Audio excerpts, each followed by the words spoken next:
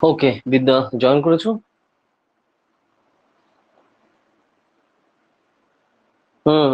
ওকে ওকে, দেখছি। তো তুমি কি এইমাত্র এলে বাড়ি থেকে, মানে কলেজ থেকে?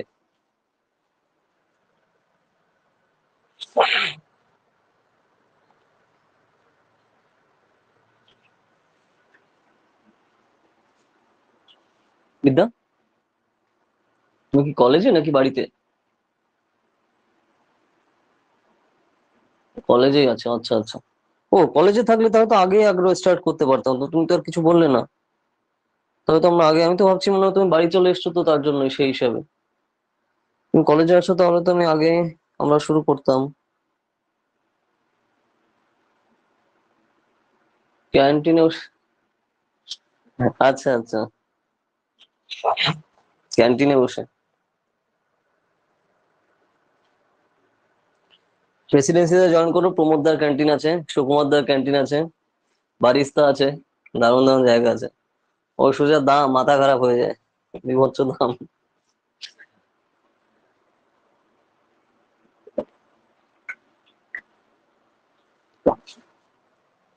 আচ্ছা, প্রিপারেশন কেমন চলছে বলো?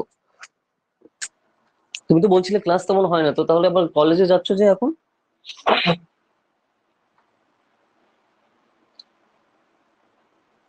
বিদ্যা, ক্লাস কি হচ্ছে এখন নাকি? এখন হচ্ছে, ওকে ওকে। আচ্ছা, ঠিক আছে, তাহলে আর কি করা যাবে, যাই হোক, ঠিক আছে। ওকে, তো তাহলে ধরো আমরা লাস্ট দিন যে কারণে যে অবধি করেছিলাম, তারপর থেকে হচ্ছে আমরা শুরু করবো।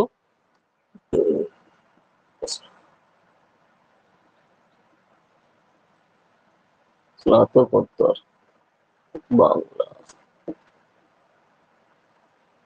আজকে হচ্ছে কত তারিখ? আজকে 28 তারিখ নাকি? হ্যাঁ হ্যাঁ, 28 তারিখ।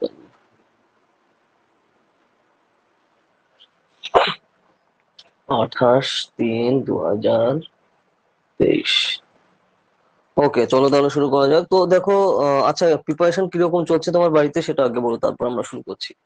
বাড়িতে প্রিপারেশন কিরকম চলছে?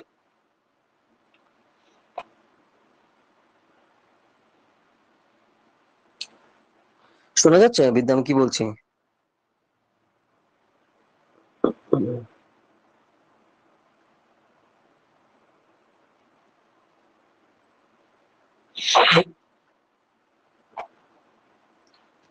খুব চাপে আছে স্যার? ও, মানে কি কলেজে ক্লাস হচ্ছে আর প্রিপারেশন, পিজি প্রিপারেশন, তাই? তো দেখো, কলেজে চাপ নিও না, কারণ এই কলেজের নাম্বার কোনো কাজে দেবে না। কাজে দেবে না বলতে, তুমি যা নাম্বার পাচ্ছ সেটা এক্সামে বসার নাম্বার তোমার অলরেডি হয়ে যাচ্ছে। তো তার জন্য অত চাপ নিও না, ফোকাস করো প্রিপারেশন। ঠিক আছে? কারণ সেটাই আলটিমেটলি ডিপেন্ড করবে যে যখনই আর নেক্সট কয়েক মাস পরে তুমি বুঝতে পারো, তুমি যাদের বন্ধু, যাদের সাথে পড়েছো এতদিন, 3 বছর বা 2-3 বছর, তো তাদের খুঁজে পাবে না। অন্যান্য জায়গায়, নতুন নতুন জায়গায় আমরা, নতুন জায়গায় চলে যাবে, সেখানে নতুন নতুন ফ্রেন্ড হবে। ঠিক আছে? তো এটাই হচ্ছে নিয়ম, যে যার জন্য আর বড় জায়গায় যেতে গেলে তো সেরকম সেই জিনিসটা তোমার পেছনের দিকে ফেলে যেতেই হয়। ঠিক আছে? তো সেই ব্যাপারটা রয়েছে, তো তার জন্য এখানে এ করছে, ফোকাস না করে তোমার প্রিপারেশনে ফোকাস দাও, সেটা কাজে দেবে যাতে বড় জায়গায় আরো পড়ার জন্য। ঠিক আছে? তো সেই জিনিসটা দরকার। কত সিলেবাস? সিলেবাস তো করতেই হবে না, ভালো জায়গায় পড়তে হলে। তার জন্য টাটা ন্যানোর দাম ক টাকা? 1.5 লাখ টাকা। আর ল্যাম্বরগিনি হারিকেনের দাম 1.5 কোটি টাকা। ঠিক আছে? ওটাও গাড়ি, ওটাও 4 চাকা, এটাও 4 চাকা। ঠিক আছে? টাটা ন্যানোর দাম কত? 1 লাখ। 1 লাখ এখন 10 টাচ হয়ে গেছে। 1 লাখ ধরো, আমরা ধরলাম টাটা ন্যানো। টাটা ন্যানো কত? 1,30,000। ঠিক আছে? 1,30,000। আর ল্যাম্বরগিনি হারিকেন স্টার্টিং হচ্ছে 1 crore 30 lakhs। ঠিক আছে? ওটাও গাড়ি, ওটাও 4 চাকার গাড়ি, এটাও 4 চাকার গাড়ি। ঠিক আছে? পার্থক্য আছে। তো মানে নেগেটিভ ওয়েতে নিও না, বেসিক্যালি আমি ইনস্টিটিউটকে নেগেটিভ ওয়েতে দেখাচ্ছি না। আমি বোঝাচ্ছি যে কম্পারিজন কোনটা, তো সেই হিসাবে। তো তার জন্য ভালো জিনিস এ করতে গেলে তো সেই হিসাবে তোমার খাটতেই হবে। না হলে লোকাল কলেজ তো ওই যে যারা আছে ওগুলো এ করতে হবে। ঠিক আছে? এখন যে টাইমটা এখন তুমি খাটবে, এটা পরে তুমি ভ্যালুটা বুঝতে পারবে। ঠিক আছে? তো সেই ব্যাপারটা রয়েছে। আর আরো বেশি করে ফোকাস করতে হবে। ঠিক আছে? যে টাইমটা তোমার আছে, পড়াতে বেশি টাইম দিতে হবে। ঠিক আছে? আর রুটিন ফলো করছো তো? যেটা আমি বলছি, রুটিন ফলো করতে। দেখো, কলেজে আছো যে রেগুলার, ঠিক আছে, কলেজ করছো যে যেটুকু দরকার, তো সেই হিসাবে দরকার, তারপরে কন্টিনিউয়াসলি বাড়ি চলে এসে বা তুমি প্রিপারেশনে ফোকাস করতে হবে, ঠিক আছে? তো সেই জিনিসটা খুবই দরকার আমাদের, কারণ এখন এই টাইমটা তুমি পরে বুঝতে পারবে ভালো জায়গায় ঢোকার পরে, ঠিক আছে? যেটা আমি বারবার তোমাকে তো অলরেডি বলেছি, ঠিক আছে? তো সেই জিনিসটা রয়েছে। আচ্ছা, যে যেগুলো তোমাকে বলেছি সেই সেই জিনিসগুলো প্র্যাকটিস করছো বাড়িতে, সেগুলো বলো আগে, যেভাবে বলেছি। আচ্ছা, করছো। আচ্ছা, এবার হচ্ছে যেটা আজকে বলবো হচ্ছে, ধরো তুমি যেগুলো বলছি তুমি লিখছো প্র্যাকটিস করছো, ঠিক আছে, কিন্তু সেটা তুমি ঘড়ি না দেখে করছো। এখন থেকে প্রত্যেক দিন কারণ এক্সাম কবে আমাদের? জুলাইতে পড়বে না? এক্সাম কবে পড়বে? তোমার থার্ড ইয়ার তো না এবার? এন্ট্রান্স এক্সাম, এন্ট্রান্স এক্সাম জুলাইতে পড়বে, তাই তো? মানে তুমি 2023-এর জুলাইতে এক্সাম দেবে, পিজি এন্ট্রান্স, তাই তো? হ্যাঁ হ্যাঁ, ওকে ওকে, জুলাইতে পিজি এন্ট্রান্স দেবে তুমি। তো এটা হচ্ছে মার্চ। মার্চ তো, মার্চ তো গেলই, শেষ হয়ে গেল, এতে 28 আছে। তাহলে মার্চ এপ্রিল মে জুন, 3 মাস আছে, ঠিক আছে? তো এই 3 মাস একদম পুরো কন্টিনিউয়াসলি এদিক ওদিক না থেকে পুরো ফোকাস করতে হবে। ওকে, তো এই অবধি আমি সিস্টেমেটিক্যালি বলে দিয়েছি যে কোন কোন স্টাইলে তোমার ফলো করতে হবে, কোন কোন জিনিসগুলো কোন কোন ভ্যালুতে।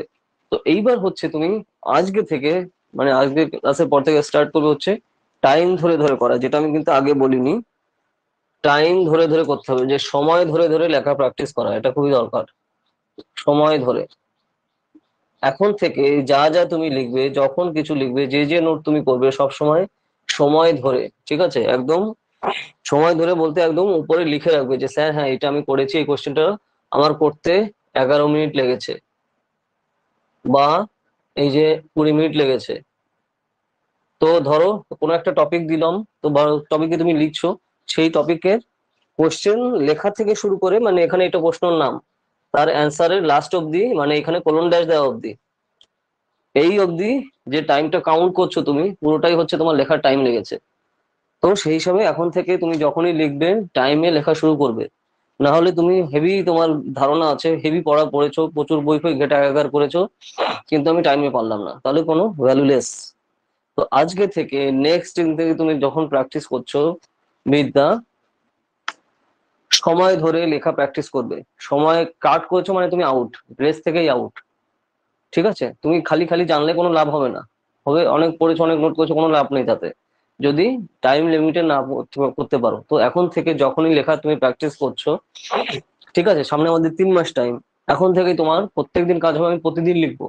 তুমি এই যে ধরো আমাদের ক্লাসের আগে তুমি লিখে পাঠাচ্ছ, এটা কিন্তু এখন থেকে কি করতে হবে, প্রেশারটা আরো বেশি নিতে হবে। কিসের জন্য? আমি রেগুলার লিখবো, অল্প অল্প করে লিখি, কিন্তু আমার যে সেই স্পিডটা দরকার এখানে, ঠিক আছে? হাতে লেখার কি কি পদ্ধতিতে চেঞ্জ করতে হবে, সেগুলো দেখো আমরা আগের ক্লাসগুলোতে ডিসকাস করেছি, তাই না? তো সেগুলো তোমার নিশ্চয়ই মনেও আছে।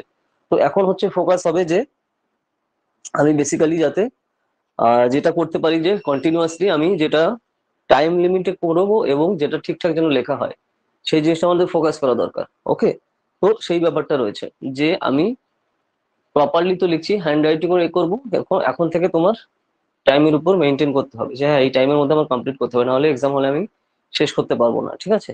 আজকে থেকেই লেখা কিন্তু এটা প্র্যাকটিস করবে। আর আগে তুমি কি করছো, যে ধরো আমাদের ক্লাসের আগে তুমি নোট করছো, তো কিন্তু এটা না, আরো ফ্রিকোয়েন্সি বাড়াতে হবে লেখার, ঠিক আছে? কারণ যেটা বললাম আমি, সেমিস্টারের নাম্বারে কাজে লাগবে না, তোমার ফাইনাল এন্ট্রান্স এক্সামে কি করছো সেটাই কমবে। তোমার মোটামুটি যা নাম্বার আছে মোর দেন এনাফ, ঠিক আছে বিদ্যা? তো এখন হচ্ছে যেটা আমি এন্ট্রান্সে ভালো করে করতে পারি, সেই হিসাবে আমাদের করতে হবে। সেই সেই পড়াগুলো লিখে রাখছো? আচ্ছা, তুমি পেন পেপারটা লিখে রাখো, ক্যান্টিনে থাকলেও সামনে একটা পেন পেপার নিয়ে নাও, ঠিক আছে? যে যে বলছি, যে যে জিনিসগুলো, এগুলো কিন্তু একদম অক্ষরে অক্ষরে পালন করতে হবে, ফলো করতে হবে। নাহলে তুমি এত সুন্দর সুন্দর করে পড়েছো বা লিখেছো, সেটা কোনো ভ্যালুলেস যদি তুমি টাইম এক্সিড করে যাও। কারণ প্রেসিডেন্সিতে, যাদবপুরে, এখানে সব টাইম লিমিট দেওয়া রয়েছে। ধরো 1 ঘন্টা 30 মিনিট, 1.30 ঘন্টা, ঠিক আছে? বা ধরো 1 ঘন্টা দিল টাইম, দিতেই পারে। এখন তুমি সেই হিসাবে লেখা তুমি বাড়িতে প্র্যাকটিস করোনি, তাহলে পুরো ভ্যালুলেস, কোনো লাভ হবে না। হ্যাঁ, লিখছি, ওকে। তো এই যে পয়েন্ট গুলো, এটা আমি আগের দিনও বলিনি। আগের দিন হচ্ছে আমরা সিস্টেম নিয়ে কোন কোন জিনিস ফলো করা দরকার, কি কি করা দরকার না, সেগুলো নিয়ে ডিসকাস করছি। কিন্তু টাইম হচ্ছে মোস্ট ইম্পর্টেন্ট জিনিস। গাদা গাদা জিনিস জানলেও সেগুলো সব ভ্যালুলেস যদি তুমি সেইটা লিমিটেড টাইমের মধ্যে সেটা এখানে সমাপ্ত না করতে পারো, ঠিক আছে? যেটা আমরা বলি না, যে সমাপ্ত না করতে পারো, না করতে পারো। বা শেষ না করতে পারো, কি ব্যাপার দাগ পড়ছে না কেন? আচ্ছা, এটার কালি ভরতে হবে, মানে শেষ না করতে পারো, না হলে কোনো দাম নেই। এবার ঠিক আছে, কোনো দাম নেই। এক্সাম হল থেকে বেরিয়ে স্যার আমার সব সব কমন ছিল, আরেকটু যদি টাইম পেতাম আমার হয়ে যেত, ওইসব ডায়লগের কোনো জায়গা নেই, ঠিক আছে? তো সেই ডায়লগ যাতে দিতে না হয় তার জন্য হাতে আমাদের টাইম রয়েছে, কিন্তু এই টাইমটা প্রপারলি ইউজ করা দরকার। তো তার জন্য প্রত্যেকদিন এখন থেকে লেখা প্র্যাকটিস করবে। কম লেখো, বেশি লেখো, 5 পাতা লেখো, 10 পাতা লেখো, রেগুলার লিখবে এবং সময় ধরে করিয়ে। স্টপ ওয়াচ তোমার মোবাইল আসে, স্মার্টফোনও আছে, খুব ভালো কথা। স্টপ ওয়াচের অ্যাপ পাওয়া যায়, ঠিক আছে? আজকেই আমাদের ক্লাসের পর স্টপ ওয়াচ অ্যাপ করে নেবে, ইনস্টল করে নেবে। এই অ্যাপও লাগে মনে হয়, ইনবিল্ড থাকে বোধহয় এই জিনিসটা, না স্টপ ওয়াচ মানে বুঝতে পেরেছো তো? মানে স্টপ ওয়াচ কি বলে, ওটাকে কি বলে? হ্যাঁ, স্টপ ওয়াচই বলে, ঠিক আছে? মানে তোমার এখানে টাইম লিমিট করে ধরে লিখবে, ঠিক আছে, যে সামনে রেখে। কারণ এক্সাম হলেও তুমি ঘড়ি নিতে পারবে, কোনো সমস্যা নেই, এমনি ঘড়ি, ডায়াল ঘড়ি যেগুলো। তো তার জন্য মোবাইলে স্টপ ওয়াচ অন করে লেখা শুরু করবে।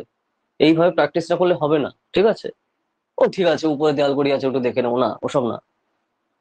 পরীক্ষার হলে যেরকম অ্যাটমসফিয়ার থাকবে সেরকম অ্যাটমসফিয়ারে বাড়িতে বসে লিখতে হবে। একটু বাবা ডাক দিল, মা ডাক দিল, ভাই ডাক দিল, দাদা ডাক দিল, ডাজেন্ট ম্যাটার, আমি লিখছি তো লিখছি। মানে নিজের প্রিপারেশনটাকে রেসপেক্ট করতে হবে, ঠিক আছে? যে তুমি এই বাড়িতে ঘরের মধ্যে বসে লেখা প্র্যাকটিস করছো মানে যে এ ওকে ডাক দিল তুমি দুম করে চলে গেলে, ওসব না। যখন লিখছো সেগুলো কমপ্লিট করে তারপর যাবে, ঠিক আছে? তো তার জন্য বাড়িতেও যখন লিখছো তুমি সামনে স্টপ ওয়াচটা অন করে শুরু করবে। মানে আমার এই টাইমের মধ্যে প্রথম প্রথম প্রবলেম হবে, অনেক টাইম লাগবে, ধরো যেটা তোমার 11 মিনিটে শেষ করার কথা তোমার 20 মিনিট লেগে যাচ্ছে, ঠিক আছে? এরকম হতে পারে প্রথম প্রথম। প্র্যাকটিস করতে করতে টাইমে আনতে হবে। ওকে, বুঝতে পারছো বিদ্যা আমি কি বলছি? এই জিনিসটা খুবই ইম্পর্টেন্ট, না হলে তুমি গাদা গাদা নোট লিখেছো, গাদা গাদা জিনিস জানো, কোনো লাভ নেই, কোনো লাভ নেই, ঠিক আছে? কারণ আমি যদি টাইমের মধ্যে শেষ না করতে পারি, ওকে। আর ওইসব ডায়লগদের কোনো মানে হয় না যে ইস আর একটু যদি টাইম পেতাম আমি টপার হয়ে যেতাম, আমার চান্স হয়ে যেত। আর একটু দিল না তার জন্য হলো না টাইম। না হলে এই যে মাধ্যমিক দিয়ে যে ছেলে পেলে বাচ্চারা এই যে সকল টিভিতে দিচ্ছে, ওই স্যার ম্যাডামটা হেভি খারাপ, আমি একটু ঘাড়ও ঘোরাতে দিল না, একটু টাইমও দিল না আমাকে, ওইসব জিনিস এখানে চলবে না, ঠিক আছে? তো তার জন্য এই জিনিসগুলো কিন্তু খেয়াল রাখতে হবে, যে গার্ডটা একটু করা মানে সিম্পল দিলে আমার হয়ে যেত, টপ করে যেতাম, ওইসব না, ওইসব জিনিস এন্ট্রান্সে হয় না। তো তার জন্য এই জিনিসগুলো কিন্তু ফোকাস করতে হবে, মোস্ট ইম্পর্টেন্ট জিনিস, ঠিক আছে? ওকে, এটা লিখে রাখো, খুবই ইম্পর্টেন্ট। তো তার জন্য তুমি বাড়িতে কি করে প্র্যাকটিস করবে আমি বললাম, ওই যে পেন পেপার কিভাবে লিখতে হবে সেগুলো তো সব আমি আগের ক্লাসগুলো বলে দিয়েছি। এখন হচ্ছে তুমি স্টপ ওয়াচ সামনে রেখে নেবে, ঠিক আছে? এমনি ঘড়িও নেই, স্টপ ওয়াচ, তাহলে তোমার পুরো সেকেন্ড ওয়াইজ তোমার খেয়াল থাকবে যে হ্যাঁ আমি একটা কোশ্চেন পড়লাম, পড়ে বুঝলাম হ্যাঁ কি বলতে চেয়েছে, বোঝার পরে আমি সেই হিসাবে এ করলাম যে পড়লাম প্রথমে কোশ্চেনটা, তারপরে বুঝলাম কি কি লিখবো সেটা আমি মাথার মধ্যে ভাগ ভাগ করে নিলাম, তারপরে প্রথম থেকে শুরু করে লাস্ট করে নিলাম, লাস্টে ফিনিশিং টাচ দিলাম, এই যে ফিনিশে এই যে এইটা দিয়ে দিলাম। অর্থাৎ এই টোটাল কাজটা করতে আমার কত মিনিট লেগেছে, কোশ্চেন পড়ার থেকে লেখার লাস্টে এই দাগ দেওয়া অব্দি আমার কতক্ষণ টাইম লাগলো, সেই টাইমটাই হচ্ছে তোমার আস্তে আস্তে কমাতে হবে, বুঝতে পেরেছো? যাতে তুমি ওই টাইমের মধ্যে করতে পারো। এবং সবসময় লেখার সময় ফোকাস করবে এন্ট্রান্স এক্সাম এটা বিদ্যা, যে কতগুলো আমি শব্দ লিখছি। বলেছে 300 ওয়ার্ড, তুমি লিখে দিলে 500 ওয়ার্ড, না। এখানে ওইসব জিনিস না, ওগুলো স্কুলের সিস্টেম, যে হ্যাঁ ও ঠিক আছে মানে তো হেভি স্টুডেন্ট, 300 বলেছি 500 লিখে দিয়েছি, না। এখানে 300 বলেছে তো 300-র মধ্যেই নামাতে হবে। উল্টো বেশি লিখবে তো মাইনাস খাবে, মাইনাস খাবে বলতে তোমার নাম্বার কমাবে, ঠিক আছে? কারণ তুমি এখানে টার্মস এন্ড কন্ডিশন ফলো করোনি। ওখানে তো খালি খালি লিখিয়ে দেয়নি যে 300 ওয়ার্ডের মধ্যে লিখতে হবে, তার একটা সিস্টেম আছে, যে 300 ওয়ার্ডে লিখছে মানে 300 ওয়ার্ডের মধ্যে তোমার লিখতে হবে। এখন তুমি যদি দুম করে 500 ওয়ার্ডে লিখে দাও, তাহলে অটোমেটিক্যালি তুমি সামনের কোশ্চেন তুমি অ্যাটেম্পটই করতে পারবে না। কিসের জন্য? কারণ তুমি এখানে বেশি না মানে বেশি টাইম নিয়ে নিয়েছো। তো ওই জিনিস করা যাবে না, তুমি যতই জানো কোনো লাভ নেই এখানে।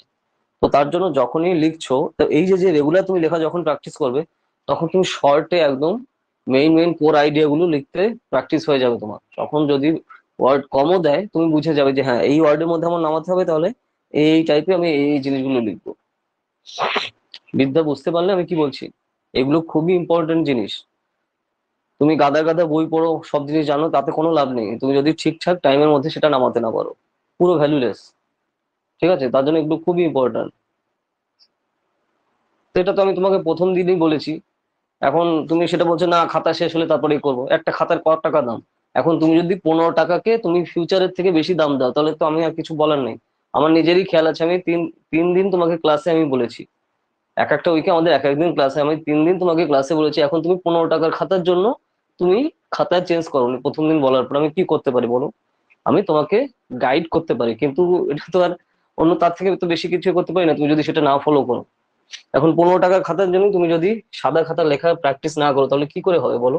আমি রেগুলার তোমাকে বলেছি, এই যে সবাই সবে আজকে দেখছি তুমি এই যে, হ্যাঁ আজকে তুমি এই যে A4 সাইজে লিখছো যেটা আমি দেখতে পাচ্ছি, কিন্তু দেখে বোঝা যাচ্ছে যে তুমি সামনে স্কেল টেনে তারপরে লিখেছো। আমার দেখে মনে হচ্ছে হাতের লেখা যে উপরে স্কেল রেখে তারপর লিখেছো। কারেক্ট?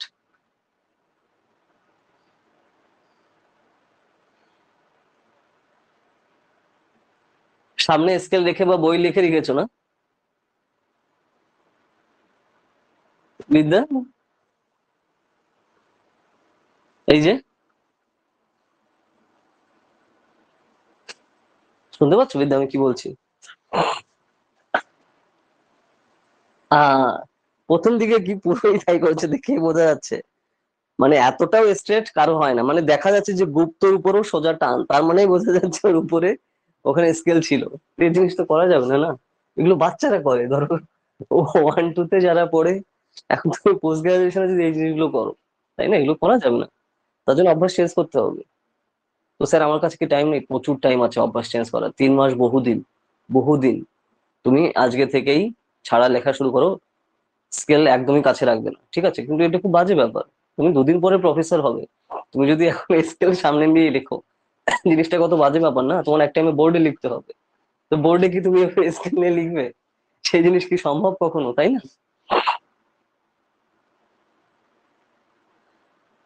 হ্যাঁ ঠিক হবে। কি করে ঠিক হবে? কোনো সমস্যা নেই, 1 মাসের মধ্যেই ঠিক হয়ে যাবে। কি করতে হবে?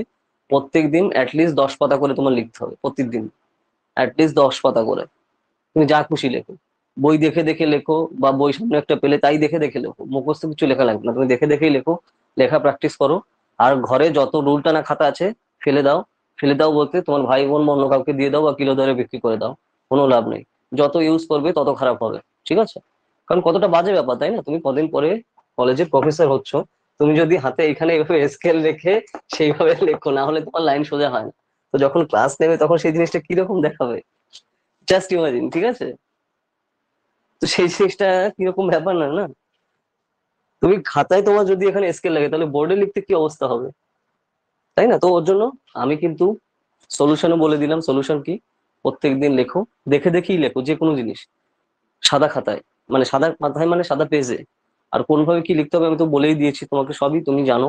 একদম এক্সটেন্সিভলি আমি পুরো ডিটেলসে তোমাকে বলেছি, আমার নিজেরই মুখস্থ আছে আমি কি কি তোমাকে বলেছি, এতবার বলেছি যাতে আমার তাও খেয়াল আছে, কিন্তু এখন সেই হিসাবে তোমার করতে হবে। হ্যাঁ, 3 মাস বহু টাইম, কিন্তু কি ডিউটি?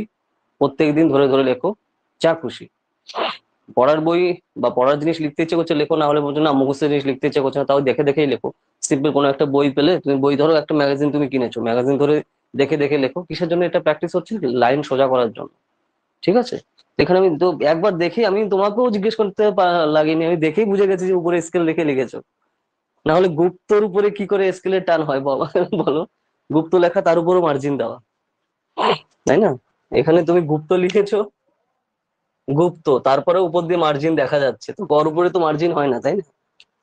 এটা থেকেই বোঝা যাচ্ছে। ওকে, যাই হোক, এটা এই পয়েন্ট গেল, এটা নিয়ে বলে লাভ নেই, তুমি নিশ্চয়ই বুঝতে পেরেছো আমি কি বলছি। এবার আমরা টপিকে আসি ডাইরেক্ট। ঈশ্বরচন্দ্র গুপ্ত, আচ্ছা, খুবই ফেমাস লোক। আচ্ছা, জন্ম 1812, 1859, ঈশ্বরচন্দ্র, ঠিক আছে। চলো এবার তাহলে তুমি বুঝে গেছো, এবার আমরা সামনের টপিকে আসি আস্তে আস্তে। আচ্ছা, ঈশ্বরচন্দ্র গুপ্ত জন্ম মৃত্যু, ঈশ্বরচন্দ্র গুপ্ত নতুন ঘটনাকে একসঙ্গে ধরতে চেয়েছিলেন।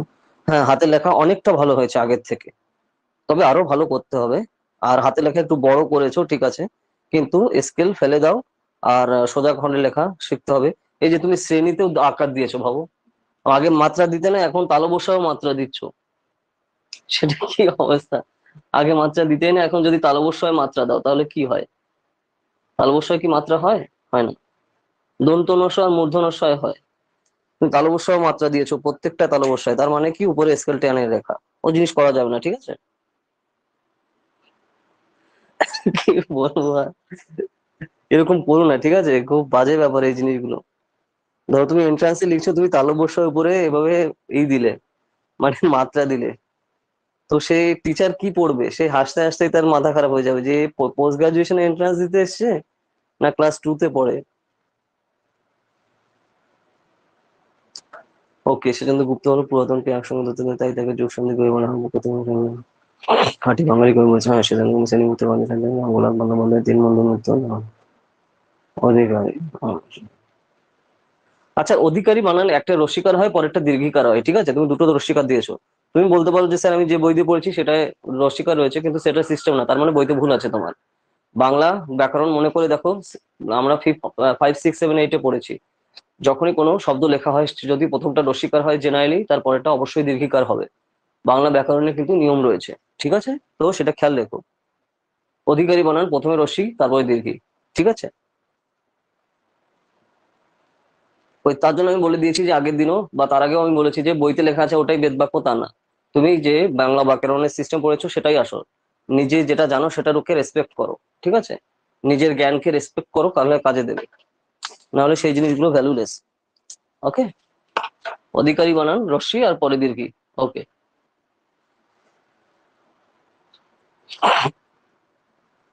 ঈশ্বরচন্দ্র গুপ্ত সংবাদবাবু 1838।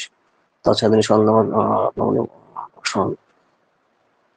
পাষণ্ড পীড়ন লিখেছো, কিন্তু পাষণ তো লাগছে, ঠিক আছে? পাষণ্ড লাগছে না, পাষণ তো লাগছে, তো এই জিনিসগুলো করা যাবে না। পাষণ্ড,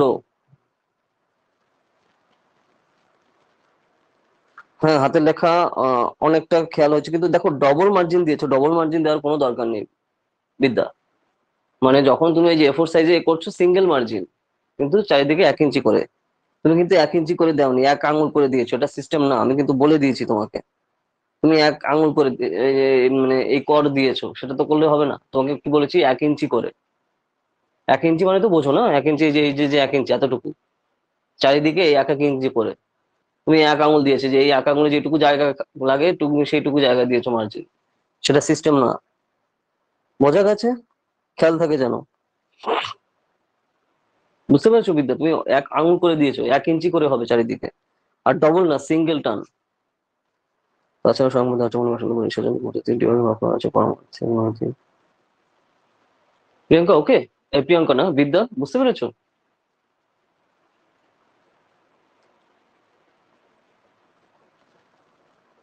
ঈশ্বরচন্দ্র গুপ্তের কবিতাতে 3 ভাবে ভাগ করা যায় পরমার্থিক, নৈতিক, সামাজিক, প্রেম বা সত্য। বিদ্যা শোনা যাচ্ছে? 1 ইঞ্চি দিয়েছি স্যার, PDF এ কেটে গেছে। ওকে ওকে, তোমার দেখো, তোমার তো PDF পড়ার দরকার নেই, তুমি এমনি ছবি তুলে আমাকে পাঠিয়ে দেবে, ঠিক আছে? ছবি তুলে পাঠিয়ে দেবে, তাতেই হয়ে যাবে। ওকে, আচ্ছা, হ্যাঁ হ্যাঁ হ্যাঁ হ্যাঁ, ক্রপ করেছে, হ্যাঁ বোঝা যাচ্ছে যে 5-এর ওপাশ থেকেও কেটে গেছে, আচ্ছা আচ্ছা। ওকে, 1 ইঞ্চি করেই দেবে, আর ডাবল না সিঙ্গেল দেবে, ঠিক আছে? Single margin. হ্যাঁ হ্যাঁ হ্যাঁ। দেখাচ্ছে যে 5-এর উপর দিয়েও কেটে গেছে, তার মানে ওখান থেকে কেটে গেছে, বুঝতে পেরেছি। পরমার্থিক, নৈতিক, সামাজিক, পূর্ব সত্য। ওকে, ঈশ্বরচন্দ্র বলতে। আর দীর্ঘইটা লেখা একটু অভ্যাস করো, দীর্ঘইটা তোমার ঠিক হয় না লেখা। দীর্ঘই কি, এই যে হচ্ছে রস্যই, তাই না? দীর্ঘই হচ্ছে এই যে, ঠিক আছে? তুমি নিজে একটু দেখো তুমি দীর্ঘই কিভাবে লিখেছো। ওকে, আর এমন জায়গায় লিখেছো লাইট পড়েছে না। আচ্ছা, এই হচ্ছে রস্যই, এই হচ্ছে দীর্ঘই, ঠিক আছে? দীর্ঘইটা একটু দেখে লিখবে তুমি, মনে। আচ্ছা, যাই হোক, তুমি দেখলেই বুঝতে পারবে যে কিরকম লিখেছো তুমি। প্রথম দিনে যিনি ভারতের জন্য রচনা করেছেন প্রবর্তন 1800 গদ্য পথে লেখা আমাদের নীতি ও ধর্মশিক্ষা। প্রথম কন্যা হিতহার হিতপ্রতিষ্ঠান সম্বন্ধে দেবখণ্ড পদে বিভূতিবন্ধু বিকাশ বন্দ্যোপাধ্যায় নাটকের অনুবাদ রামপ্রসাদের কাজের কীর্তন সংগ্রহ করেছেন। সত্যনারায়ণ প্রতিভা তার মৃত্যু করে বসে দেশে ব্যঙ্গ ধর্মী। ব্যঙ্গ ধর্মী বানান ভুল গেছে, ধর্মী, ময় রেফ হবে, দাওনি। হ্যাঁ হ্যাঁ, ওরা ময় রেফ হবে, ব্যঙ্গ ধর্মী বানান, বানান ভুল লিখেছো।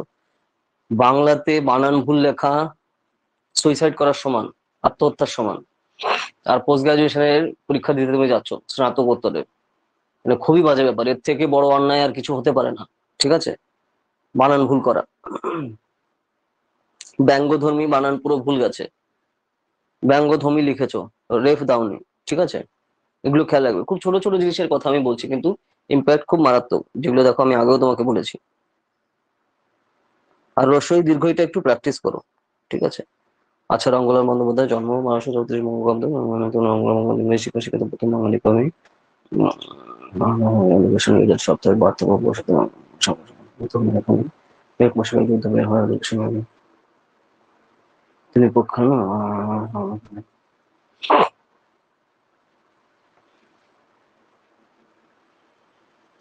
পনেরো আধুনিক বাংলা সাহিত্য রক্ষণ করে এই কাব্য। আচ্ছা, যখন তুমি প্রেসিডেন্সিতে এক্সাম দিতে যাচ্ছ, মাইকেল মধুসূদন দত্তের ব্যাকগ্রাউন্ড, তার লেখা টেখা বইয়ের সব ডিটেলসটা কিন্তু যেন ভালো করে মাথায় থাকে, ঠিক আছে।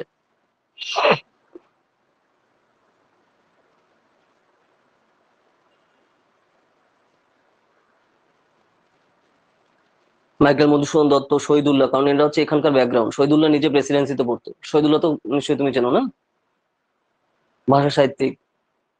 বুঝতে পারছো কার কথা বলছি? বিদ্যা, ডক্টর মোহাম্মদ শহীদুল্লাহ।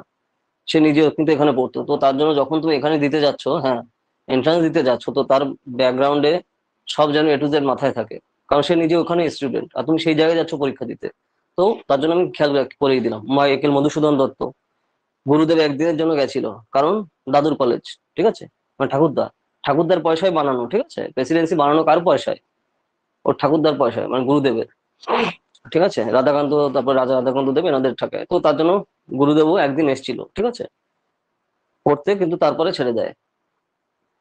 তো এই জিনিসগুলো যারা আমি পড়েছি তার জন্য জানি। ওখানে তো এগুলো কোনো তুমি বইতে পাবে না, ঠিক আছে, কারণ সেগুলো হিসাবে অ্যাডমিশন নিলে না হয় নথিভুক্ত থাকে, আর সে কিন্তু অ্যাডমিশন না, উনি এসে ঘুরে টুরে গেছেন, ঠিক আছে। তো সেই হিসাবে একদিনের স্টুডেন্ট। ভালো দিন কর্তৃক চিত্রকর্ম শীতরক্ষের জন্য পরদিনে আহ মানুষের জন্য কাহিনী কাহিনী বানান রসিকার দেবে, পরপরে দীর্ঘিকার দেবে, এই সিস্টেমটা একটু মাথায় রেখো, ঠিক আছে বিদ্যা। যখনই লিখছো, প্রথমে রসিকা ধরো, কোনো শব্দে যখনই আসছে, জেনারেলি তুমি বলতে পারো তো স্যার এগুলো তো আমার বইতে তো দুটোই রসিকার দেওয়া আছে, কিন্তু সেটা কিন্তু সিস্টেম না। যেরকম দেখো যে রাজ কাহিনী, ঠিক আছে, যে কাহিনী বানান কি, হয় আকার হয় রসি নয় দীর্ঘি। তো জেনারেলি যখনই আমাদের বাংলা ভাষায় যখনই আমরা কোনো শব্দে এরকম থাকে, প্রথমটা জেনারেলি রসিকার হয়, তারপরটা দীর্ঘিকার হয়, জেনারেলি সাধারণত এই জিনিসটা হয়ে থাকে, ঠিক আছে। আর তার জন্য এখন তুমি যদি ভাবো যে না দাদা আমি তো আনন্দবাজার পত্রিকা পড়ি, সেখানে এরকম দেওয়া আছে, তো আনন্দবাজার পত্রিকা হচ্ছে সব থেকে ফালতু পত্রিকা, কারণ যারা লেখে অসম্ভব বানান, তাদের ভুল লেখে, ঠিক আছে। তো তার জন্য এই জিনিসগুলো খেয়াল রাখবে। হ্যাঁ, ওকে।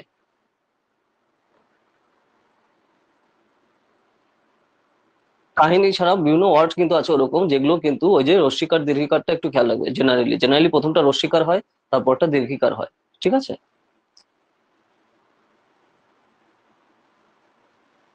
একাডেমি মানন অনুদানের আছে। দেখো, অভিধান অনেকগুলো রয়েছে, ঠিক আছে। বাংলা আমাদের অভিধান কিন্তু দুই টাইপের রয়েছে।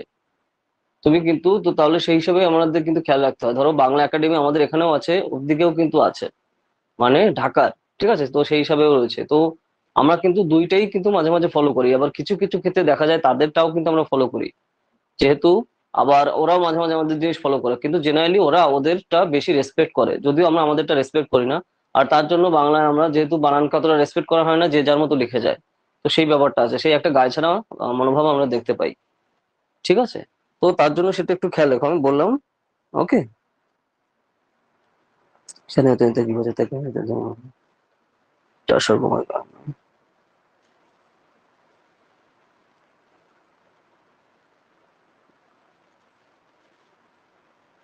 ওকে, বিশেষ বাণী শেষে কর্মদেবী, আচ্ছা, স্বর্গ বানানো বফলা হয়, ঠিক আছে। রাজপুত রানী কর্মদেবী, সরু সুন্দরী, তারপর হচ্ছে কাবুটের রাজপুত কমলাইনকে মহাসমান। হ্যাঁ, তুমি এই জিনিসটা খুব ভালো লিখেছো, যে যে যেরকম ধরো কাঞ্চি কাবেরী, সুরসুন্দরী, এরকম দেখো শর্টে তুমি যখনই যে জিনিসটা নামাবে, কারণ প্রেসিডেন্সিতে যখনই শর্ট কোশ্চেন আসে না, তো এরকম মেইন কি আইডিয়া তার উপর বেস করে আসে, বা বিভিন্ন ক্যারেক্টার সম্পর্কে আসে। তো এইভাবে তার জন্য লেখাতে খুব ভালো হবে তোমার এক্সামের আগে জিনিসটা, কিন্তু তোমার রিভিশন দিতে, ঠিক আছে। তো তার জন্য এই জিনিসটা ঠিকঠাকই করেছো, এইভাবেই করতে হবে, কারণ শর্টে ডাইরেক্ট কোশ্চেন আসে প্রেসিডেন্সিতে। কাঞ্চি কাবেরী, 1890 সাল রাজকাহিনীর সঙ্গে গল্প কাহিনী আর গল্পকাহিনী সমালোচনা কমিটি বলতে কোম্পানির পুরুষোত্তম নায়িকা ওকে ওকে ওকে, ঠিক আছে, মধুসূদন দত্ত। আচ্ছা, এই তো মাইকেল, হ্যাঁ, এই তো মধুসূদন বলতে বলতে মাইকেল মধুসূদন দত্ত চলে এসেছে। আচ্ছা, জন্ম মতান্তর 1824 সালে মধুসূদন দত্ত প্রথম লেখা ক্যাপ্টেন লেলে মাতৃ থাকার সময় যেটা সময় আর কোথায় থেকে পড়াশোনা করেছে এই জিনিসটা একটু লেখো, ঠিক আছে, যে যে জিনিসগুলো রয়েছে। কারণ দেখো বিদ্যা, যখনই তুমি বাংলা সাহিত্যের এখানে এই জায়গাটায় তুমি এন্ট্রান্স দিতে যাচ্ছ, তো এখানে এখানে সিইউতে যারা যারা পড়েছে তো তাদের উপর একটু এমফাসিসটা অনেক সময় বেশি থাকে, তাদের ব্যাকগ্রাউন্ডে তাদের লেখা জিনিসপত্র, ঠিক আছে। তো বুঝতে পারছো আমি কি বলতে চাচ্ছি? হ্যাঁ হ্যাঁ।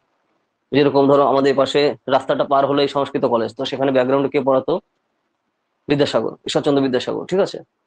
এ পাশে এসো, রাস্তার এপাশে হিন্দু স্কুল আসছে, তো হিন্দু স্কুলের সাথে রিলেটেড কারা যা রয়েছে বা হিন্দু কলেজের সাথে কারা কারা পড়েছে। তারপরে রাস্তাটা আর একটু সামনে দিয়ে এগিয়ে পার হলাম, আমি সিইউ পেলাম, মানে ক্যালকাটা ইউনিভার্সিটি।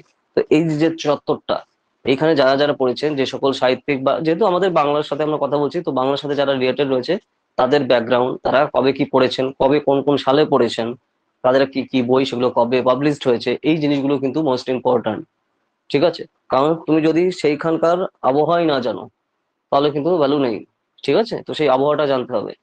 আর সাহিত্য চর্চা এখান থেকে কিন্তু স্টার্ট হচ্ছে, সেই ইংরেজি সাহিত্য বলো বা বাংলা সাহিত্য বলো, আর এরা কিন্তু ওইখান থেকেই আসছে, ওই চত্বরটা থেকে, ঠিক আছে, কলেজ স্ট্রিট থেকে। তো তার জন্য এই যে যারা যারা পড়ছেন, তো তাদের ব্যাকগ্রাউন্ড খেয়াল করতে হবে। আমি তার জন্য একটু আগে কি বললাম, ডক্টর মোহাম্মদ শহীদুল্লাহ, তো বাংলা ভাষার ইতিহাসে ওনার অবদান কি, তো 10খানা এসে লিখলেও সেটা কম হবে, ঠিক আছে, সেটা তুমি নিশ্চয়ই জানো, তাই না? ইনি, তারপরে সুনীতি বাবুর কথা, বুঝতে পারছো আমি কি বলছি বিদ্যা? সুনীতি কুমার চট্টোপাধ্যায় আর কি, সুনীতি বাবু বলতে আমি তার কথাই বোঝাচ্ছি। শোনা যাচ্ছে কি?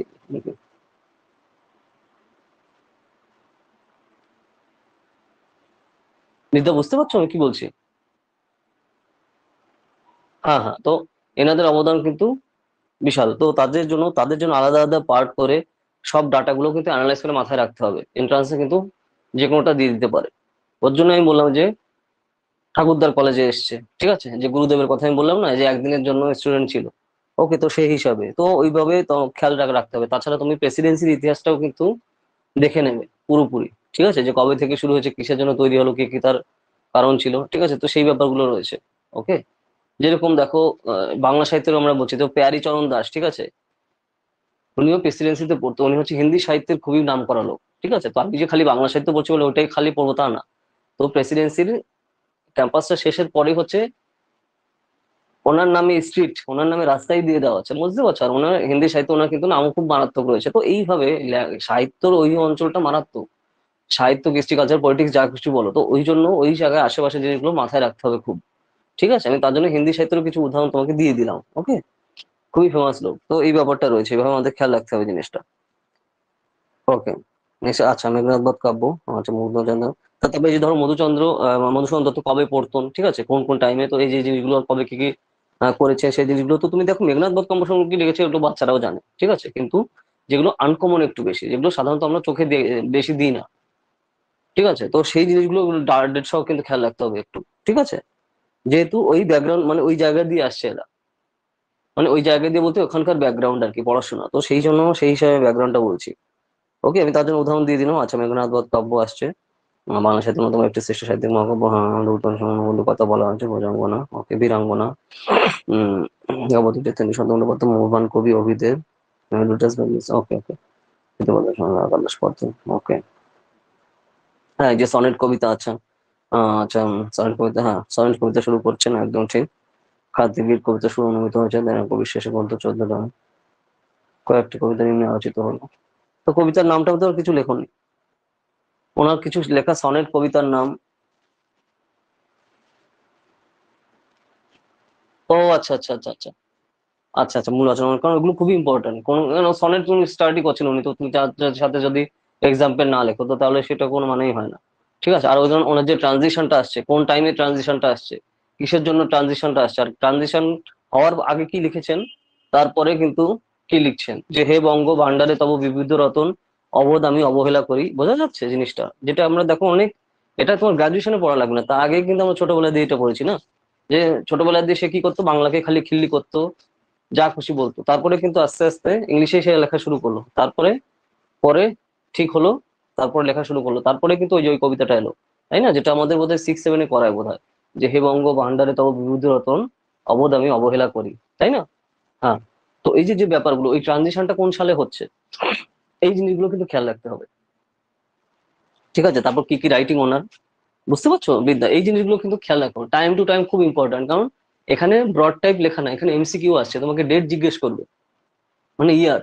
তো তোমার 4টে অপশন দিল, তো বুঝতে পারছো না মানে সেখানে শিওর নাই করলে কিন্তু তুমি করতে পারবে না। যেখানে তোমাকে আমি আগেও বলেছি, আর এইখানে এন্ট্রান্স এক্সামে কিন্তু দূরে দূরে সাল দেয় না, একই সাল দিয়ে দিয়ে তার ডেট আলাদা করে দেয়। বুঝতে পেরেছো তো? তার মানে এক্সাক্ট ডাটা না জানে তুমি পারবেই না করতে। ওকে, ধরো সিম্পল উদাহরণ দিচ্ছি যে কত গুরুদেবের জন্ম কবে, ঠিক আছে, 22-এ, 23-এ, 24-এ, 25-এ বৈশাখ, ঠিক আছে। তো এটা তো বেশি মারাত্মক কমন হয়ে গেল, এটা তো না, মানে অপশনটা বুঝতে পারছো যে অপশনটা এই লেভেলে থাকবে অনেক সময়। তো তার জন্য এক্সাক্ট না জানলে তোমার অপশন চুজ করা প্রবলেম। ঠিক আছে, সালও এক দিয়ে দেয়, ঠিক আছে, 4টে সালও এক দিয়ে দেবে, খালি ডেটটা আলাদা দেবে। বুঝতে পেরেছো তো? এইভাবে কিন্তু জিনিসটা খেয়াল রাখা দরকার। তো স্যার তাহলে এগুলো কি করে করবো? বারবার বারবার প্র্যাকটিস করতে হবে, বারবার বারবার সেগুলো রিভিশন দিলে তোমার ডেট মনে থাকবে। ঠিক আছে, কারণ এমসিকিউ এর প্রবলেম হচ্ছে এই জিনিসটা যে প্রায় মাঝে মাঝে ডেট টেট দিয়ে দেয়। তো ডেট দিয়ে দেয় কিন্তু তোমার পারার জন্য না, যাতে ক্যান্ডিডেট না পারে, কনফিউজ হয়ে যায়, ওই কারণেই দেয়। তো সেটা কনফিউজ হওয়া যাবে না। বুঝতে পেরেছো তো? সেই জিনিসটা রয়েছে এখানে। বোঝা গেল বিদ্যা আমি কি বলছি? তো সে তার জন্য কিন্তু ডেট গুলো খেয়াল রাখবে। আমি দেখছি তুমি খালি ইয়ার লিখছো এখানে, ডেট সহ কিন্তু করছো না। তো ডেট সহ করতে হবে আরো। তো তোমার মনে হতে পারে যে স্যার আমি যে বই দিয়ে লিখছি তো সেখানে তো খালি ওখানে সালই দেওয়া রয়েছে, ডেট তো দেওয়া নেই। তো মাঝে মাঝে উইকি দেখতে হবে। খালি যে তোমার বই দিয়ে যা আছে খালি খালি সেটা কপি পেস্ট করবো তাহলে হয়ে যাবে না। গুগলটাও একটু ইউজ করো, ঠিক আছে। গুগলটা ইউজ করলেও কিন্তু বাংলা রাইটার হলেও তাদের জিনিস তুমি ডেট সহ পেয়ে যাবে, ঠিক আছে। তো যেখানে যা যা পায় সেগুলো আমি ইনক্লুড করতে হবে, মানে এক্সট্রা কি জানি আমি, এক্সট্রা জিনিসটা অ্যাড করতে হবে। তুমি এই যে এক্সট্রা জিনিস অ্যাড করে খালি এমসিকিউ এর জন্য নোট করছো সেটা না, যাদবপুরে কিন্তু এই জিনিসটা কাজে লাগবে। ঠিক আছে, কারণ সেখানে তুমি ব্রড লেখার অপশন পাচ্ছ, তাই না? হ্যাঁ হ্যাঁ, তো সেই ব্যাপারটা রয়েছে। তো এই জন্য এই সকল জিনিসগুলো খেয়াল রাখতে হবে। বই তো সবাই পড়ে আসছে, কিন্তু সেটা তুমি কতটা পারফেক্টলি করছো সেটা হচ্ছে আলটিমেটলি ডিপেন্ড করবে যে তুমি চান্স পাবে কি পাবে না। ওকে, হেমচন্দ্র বন্দ্যোপাধ্যায়, ওকে। আখ্যান কাব্য, আখ্যান কাব্য, এই যে দেখো তুমি ক্ষয়ের উপরও মাত্রা দিয়ে দিয়েছো, ঠিক আছে। তো সেই জিনিসগুলো কিরকম দৃষ্টিকটু, তাই না? দেখেই বোঝা যাচ্ছে সামনে স্কেল দিয়ে লেখা, মানে খতেও মাত্রা দেওয়া, ঠিক আছে। ক, খ, সেই খতেও মাত্রা দেওয়া, ঠিক আছে। আচ্ছা, চিন্তা তরঙ্গিনী কবি হেমচন্দ্র বন্দ্যোপাধ্যায়ের জন্য প্রতিবেশী বাল্যবন্ধুত্বটা হলো জড়িয়েছিল আমি ধর্মবন্ধের সদস্য সক্ষম বর্ণনাত্মক পরিপাট্য আচার নিয়ে আসার কারণে সম্পর্ক দর্শক উড়ানোর জন্য ছায়া আমার কবলটি ভাবতে বলে বিরক্ত দান্ত দিকে মহাকাব্য একটি গীত শুনে ওকে তাই কিছু বড় বন্ধ হয়েছিল।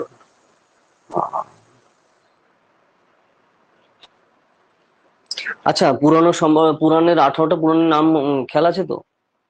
নামটা যেন মুখস্থ থাকে। কারণ অনেক সময় তোমার ওই ধরো এখানের সাথে রিলেটেড হলেও তারপরেও কিন্তু এটা একটু খেয়াল রাখা দরকার, ওটা কিন্তু নোটটা করে রাখে। এখন থেকে স্কেল ব্যবহার করিনি, কিন্তু তারপরেও ক্ষয়ের উপর দাগ তাহলে কি করে? ক্ষয়ের উপরও মাত্রা দেখছি আমি, তার জন্যই বললাম, নাহলে আমি কেন বলবো, তাই না? খ, খ আছে না, কয়ের পর খ, সে ক্ষয়ের উপরও মাত্রা, তার জন্য তো আমি বলছি। হ্যাঁ হ্যাঁ হ্যাঁ। আচ্ছা, ওই যেটা আমি বলছিলাম, ও উম অষ্টা 18টা পুরাণগুলোর নাম যেন তোমার মাথায় থাকে, মুখস্থ থাকে, ঠিক আছে। 18টার মধ্যে পুরাণ না, সেই পুরাণের নাম সেটা বলছি আমি। তার ডিটেলস অত লাগবে না, কিন্তু পুরাণের নামগুলো যেন মুখস্থ থাকে। কারণ তুমি দেখো এখানে যখন পুরাণের সাথে রিলেটেড করছো, তাহলে কোন পুরাণের সাথে রিলেটেড, ঠিক আছে, তো সেই জিনিসগুলো।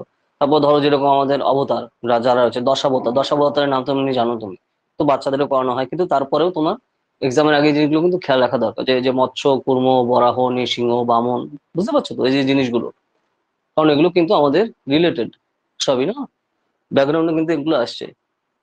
এই যে দশাবতার, বুঝতে পারছো তো? সেই দশাবতারের নাম, তাদের বৈশিষ্ট্য কি, কোন কোন টাইমে কালের কথা তাদের বলা হয়েছে, তো এই যে যে ব্যাকগ্রাউন্ড গুলো, কোন কাল অবধি কোনটা, যেরকম সত্য তেতা দাপর বলে আমাদের 4 যুগ, তো সেই 4 যুগের অবস্থান কত, কোন কোন টাইম থেকে কোন কোন টাইম সত্য যুগ, দাপর যুগ, কলি যুগ, ঠিক আছে, কোন কোন জায়গায় এগুলোর অবস্থান ছিল, ঠিক আছে। তো এই যে যে জিনিসগুলো, যে সারা পৃথিবীর মধ্যে সব থেকে পুরনো শহর কোনটা বলে বলা হয়ে থাকে, ঠিক আছে। তো এই যে যে জিনিসগুলো খেয়াল রাখা দরকার। যেরকম দেখো তো এই ব্যাপারগুলো কিন্তু মাথায় রাখতে হবে, সবই কিন্তু আমাদের লিটারেচারের সাথে রিলেটেড। ওকে, আর এই কিছু কিছু জায়গায় কিন্তু বাংলা হিন্দি সবই কিন্তু কানেকশন কিন্তু মারাত্মক রয়েছে। ইনফ্লুয়েন্স কিন্তু তারও রয়েছে, মানে প্রভাব। ঠিক আছে, তো সেই ব্যাপারটা দরকার, কারণ বিভিন্ন রাইটার কিন্তু তার উপর দিয়েও লিখছেন। ওকে, কারণ বিভিন্ন রাইটিং তোমার হিন্দি বা অন্যান্য সংস্কৃত ভাষা যেগুলো আছে সেগুলো ট্রান্সফর্মও হচ্ছে, মানে বঙ্গানুবাদও হচ্ছে, তাই না, বিভিন্ন সময়। তো তার জন্য ওই যে আমি যে খালি বাংলা পড়ছি বলে খালি বাংলা জিনিসই দেখবো, ওইগুলো জিনিসগুলো কিন্তু একটু মাথায় রাখা দরকার। তার জন্য বললাম এই যে যে পুরাতন যে সিটিগুলো আছে, যেরকম ইউপির সাথে রিলেটেড, উত্তরপ্রদেশের সাথে রিলেটেড যে সিটিগুলো আমাদের, তাই না, যে যে দ্বারকা, ঠিক আছে, অযোধ্যা, তো এই যে অঞ্চলটা বারাণসী, ঠিক আছে, এখানকার যে জিনিসগুলো, এগুলো যেন একটু খেয়াল রাখো। হ্যাঁ হ্যাঁ, ঠিক আছে। কারণ কিছু কিছু এক একটা জায়গায় গিয়ে না তোমার সাহিত্য সব মিশে যায় কিছু কিছু ক্ষেত্রে, সে যে যে ল্যাঙ্গুয়েজের হোক না, কারণ দেখো সবকিছুর মা কে, সবকিছুর মা হচ্ছে সংস্কৃত এখানে, তাই না। আমরা যদি আমাদের মিডিল ইন্ডিয়ার দিকে তাকাই, মধ্য ভারতের দিকে বা ওই অঞ্চল যদি আমরা দেখি, ল্যাঙ্গুয়েজের মা হচ্ছে আমাদের সংস্কৃত। যদি তারপর তুমি একটু যদি নিচের দিকে নামো, সেইখানে হচ্ছে আবার তামিল। ঠিক আছে, তো তার জন্য এদের দুজনের মধ্যে আবার কনফ্লিক্ট হয়, দ্বন্দ্ব হয়, যে কে আগে বা কে পুরনো। তো কে আগে কে পুরনো সেটা দরকার না, আমাদের হচ্ছে কানেকশনটা খেয়াল রাখতে হবে। তো তার জন্য এই কানেকশন হওয়ার যে জায়গাগুলো না, সেইগুলো যেন স্ট্রংলি তোমার খেয়াল থাকে। ঠিক আছে, কারণ বিভিন্ন রাইটার কিন্তু এই যে বিভিন্ন ধরনের ল্যাঙ্গুয়েজ থেকে মারাত্মকভাবে প্রভাবিত হয়ে তারপর নিজেদের ভাষায় জিনিসগুলো করছে, তাই না। আলটিমেটলি তো সেই জিনিসগুলো তো কোন কোন সময় এই ট্রানজিশন গুলো হচ্ছে, কোন কোন রাইটার কিভাবে ইনফ্লুয়েসড হয়ে তার মধ্যে ট্রানজিশন গুলো আসছে, আর সেই ট্রানজিশন আসার ফলে কি কি জিনিসগুলো তিনি লিখছেন, বিদ্যা, বুঝতে পারছো তো। এই জিনিসগুলো যেন তোমার মাথায় থাকে এক্সামের আগে, যা যা বলছি লিখে রাখো। ঠিক আছে, আমি ওভারঅল ফুল সিলেবাসের কথাই কিন্তু বলছি, যেন এই জিনিসগুলো তোমার নখদর্পণে থাকে জিনিসটা। ওকে, যে ট্রানজিশন গুলো কোন কোন রাইটারে কোন কাইন্ড হচ্ছে, কিসের দ্বারা ইনফ্লুয়েন্স হয়েছে, মানে প্রভাবিত হয়েছে, কার দ্বারা ইনফ্লুয়েন্স হয়েছে, এবং সেই প্রভাবিত হওয়ার পরে কি লিখছে, আর তার আগে কি লিখতো। ওকে, তো এই জিনিসগুলো যেন মাথায় থাকে। হ্যাঁ হ্যাঁ, খুব ইম্পর্ট্যান্ট এটা। আচ্ছা, এখানে দই চিমুনের কথা বলা হচ্ছে।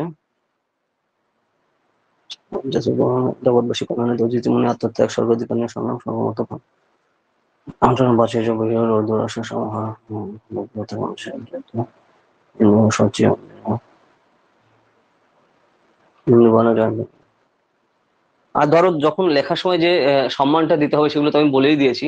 এখানে তুমি লেখার সময় তুমি সিম্পল ওয়েতে লিখেছো, কিন্তু ওইখানে কিন্তু যখন বাড়িতে আবার প্র্যাকটিস করবে লেখার সময় সেই রেসপেক্টটা দিয়ে যেন লেখা হয়, ঠিক আছে। তো তাহলে সেই জিনিসটা খেয়াল রাখা দরকার, কারণ লেখার সময় রেসপেক্ট খুব ইম্পর্ট্যান্ট।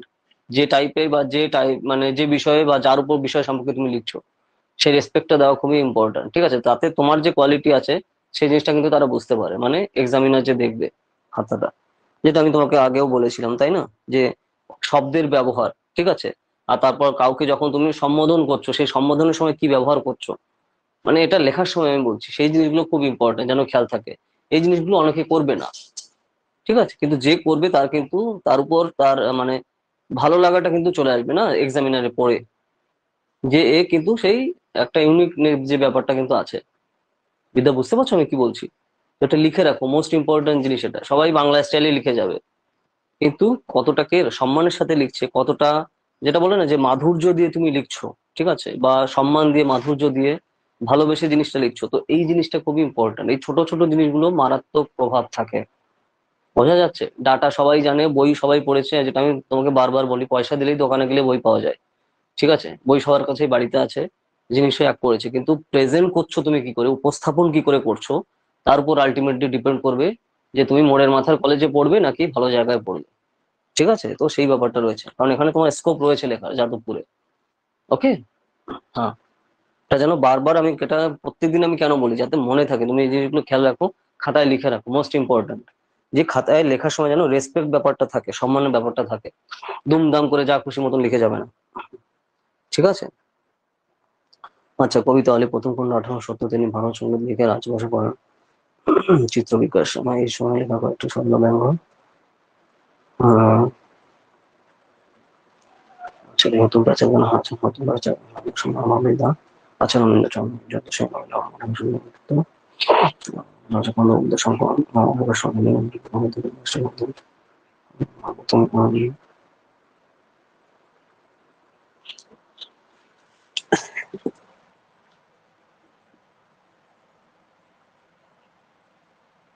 43 বানান তালবস্য হয়, বিদ্যা।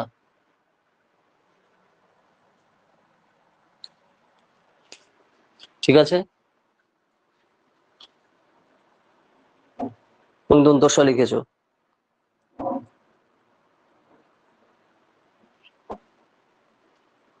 হ্যাঁ, দন্তস্ব মূর্ধন্য ষ ভুল তো আমি জানি তুমি এগুলো জানো, কিন্তু তারপরেও লেখার সময় খেয়াল করবে। বইতেও অনেক সময় ভুল থাকে। খালি বলো না যে বইতে ওটা লেখা বলেছে আমি লিখছি না। বইতেও প্রচুর ভুল থাকে, যেটা নিয়ে আমরা আগের দিনে ক্লাসে কিন্তু ডিটেলসে ডিসকাস করেছি। বইতে ভুল আছে বলে যে আমি কি করবো না সেগুলো না। কারণ দুদিন পরে তুমি বই লিখবে, তো তুমি খালি ভুলটা লিখবে সত্যটা ঠিকটা জানার পরেও, ঠিক আছে?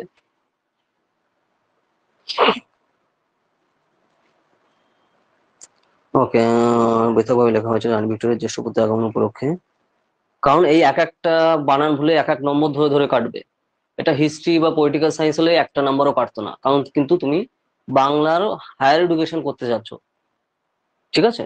তো তার জন্য বুঝতেই পারছো নিশ্চয়ই, এক এক নাম্বারেই তোমার কিন্তু ওখানে গেল।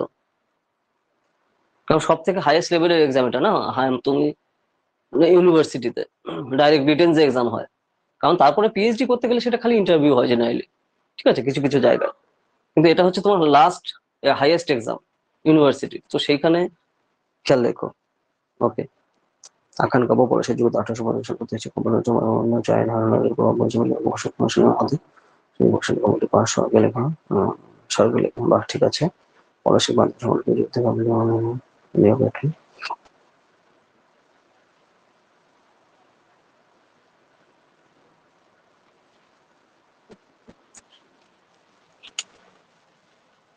লেখার বানানে খেয়াল রাখো।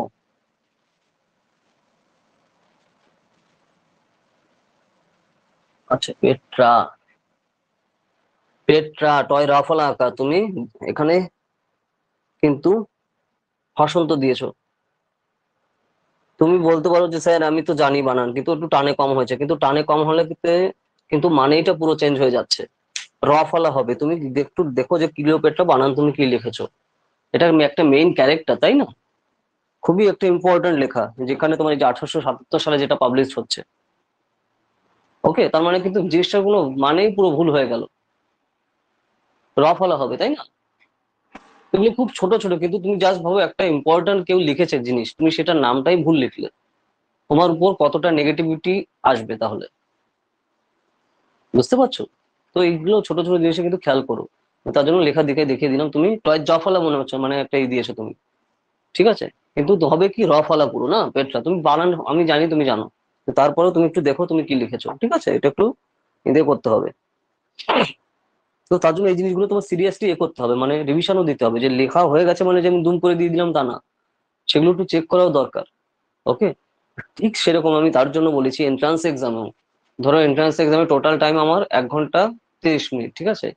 তোমার যেখানে হোক যা করে হোক আমার 1 ঘন্টা 15 মিনিটে শেষ করতেই হবে। তার জন্য আমি কি বললাম, বিদ্যা হাতে 3 মাস রয়েছে তোমার, আজকে থেকেই কম করে 10 পাতা করে লিখতে হবে রেগুলার, এবং লেখার পরে সেগুলো তুমি রিভিশন দেবে। কখন কি লিখবে আমি জানি না, ঠিক আছে? তুমি লিখবে, সে দেখে লেখো না দেখে লেখো আমার কোনো যায় আসে না, কিন্তু লেখো, ঠিক আছে? তাহলে স্পিড বাড়বে।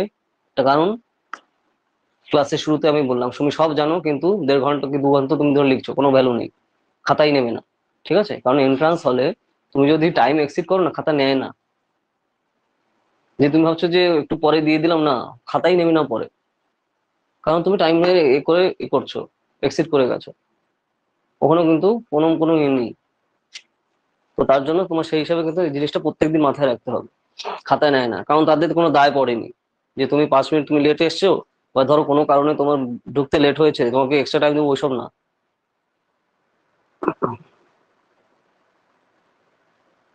ডক্টর শিবন বঙ্গবন্ধুকে পদ্মনাথ মহাকাব্য আচ্ছা তৈরি কাব্য কুরুক্ষেত্র প্রভাস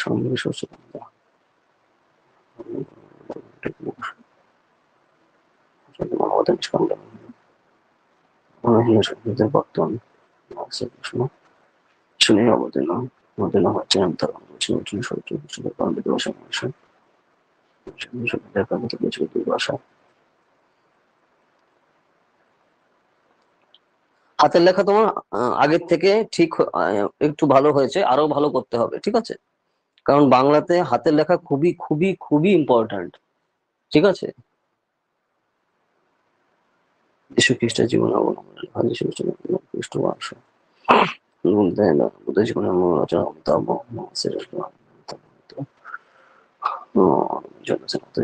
আমার জীবন বাঁচবে অন্তত শুভবার্তা প্রকাশের পত্রে ও বিদ্যা, বুঝতে পারছো আমি কি বললাম? তো এই জিনিসগুলো যেন তুমি লিখে রাখো, ঠিক আছে? আমি তার জন্য বলছি যে খালি শোনার জন্য না, এগুলো লিখে রাখো, তাহলে নেক্সট টাইম লেখার সময় বা যখনই তুমি প্র্যাকটিস করছো জিনিসগুলো খেয়াল থাকবে। ঠিক আছে? তো তার জন্য খুবই ইম্পর্টেন্ট, কারণ ওই জন্য বললাম যে এখানে বানান একটা ভুল করা মানে খুবই, ওর থেকে বাজে জিনিস কিছু হতে পারে না। ঠিক আছে?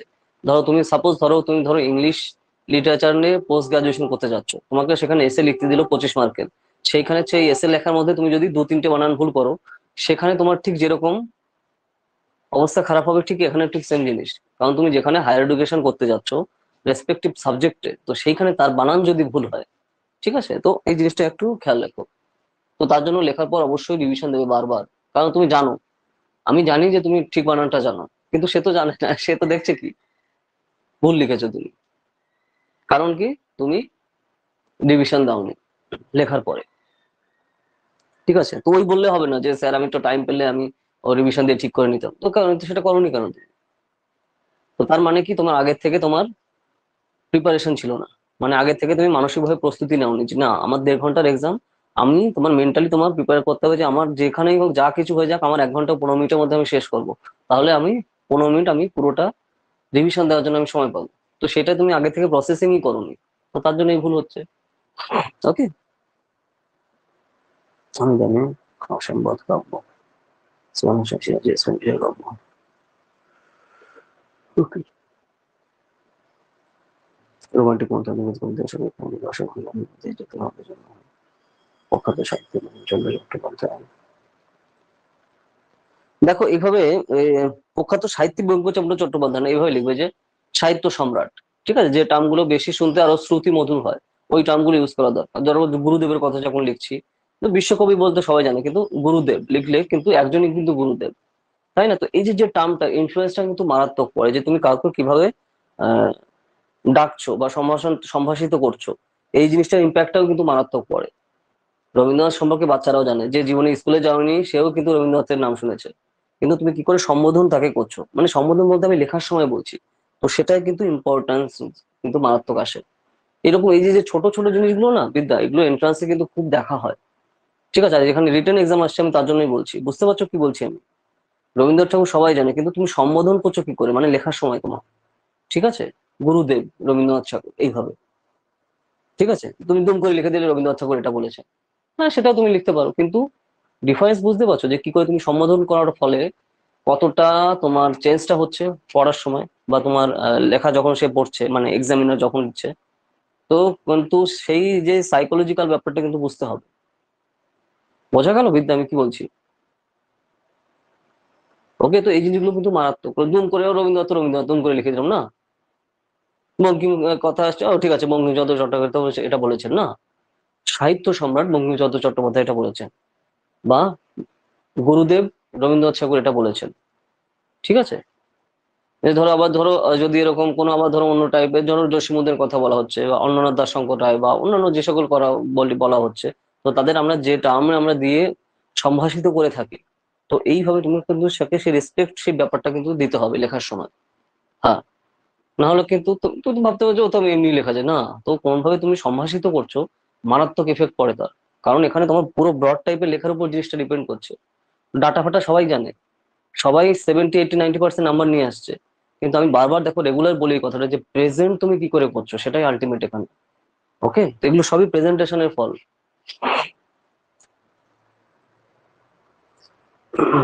অক্ষয়চন্দ্র চৌধুরী জন্ম 1850, 1898। তো যা যা বলছি লিখে রাখো বিদ্যা, খুবই ইম্পর্টেন্ট। আমরা জানি সবই, কিন্তু আলটিমেটলি প্রেজেন্টেশনের উপর ডিপেন্ড করবে যে তুমি চান্স পাবে কি পাবে না। ঠিক আছে? যা যা বলছি পরপর লিখে রাখো। ঠিক আছে? এবং খালি লিখে না, সেগুলো যেন অ্যাপ্লাইও করো। ঠিক আছে? সেগুলো অ্যাপ্লাইও করতে হবে, না হলে তার কোনো ভ্যালু নেই। আমি সিস্টেম জানি সব, কিন্তু আমি অ্যাপ্লাই করলাম না, তাতে তো কোনো লাভ নেই। আচ্ছা, উদাসীনী অক্ষয়চন্দ্র চৌধুরী, ওকে। সাগর সম্মান 1800, ঈশানচন্দ্র বন্দ্যোপাধ্যায় জন্ম 1856, 1856। ওকে, 1897। চিত্তমুখর বাসন্তী চিন্তা, যোগেশ কাব্য, অমৃতাক্ষর ছন্দে রচিত। ওকে ওকে, আচ্ছা, ঈশানচন্দ্র বন্দ্যোপাধ্যায় এই অব্দি তুমি করেছো। ঠিক আছে। আচ্ছা, এই একটাই করেছো, আর কিছু করোনি বিদ্যা? তো খালি রাইটার সম্পর্কে আর কিছু তুমি করোনি হোমওয়ার্কে?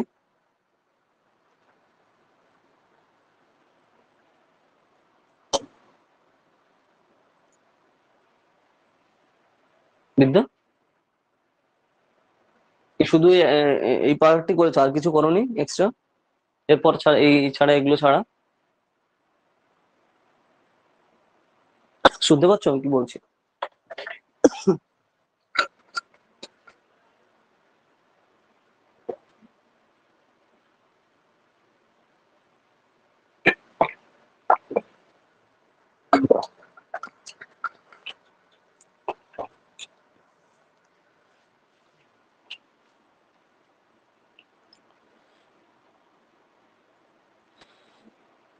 আর লেখা হয়নি, আমি সংস্কৃত সাহিত্যের ইতিহাস আর ইংরেজি সাহিত্যের ইতিহাস পড়ছি।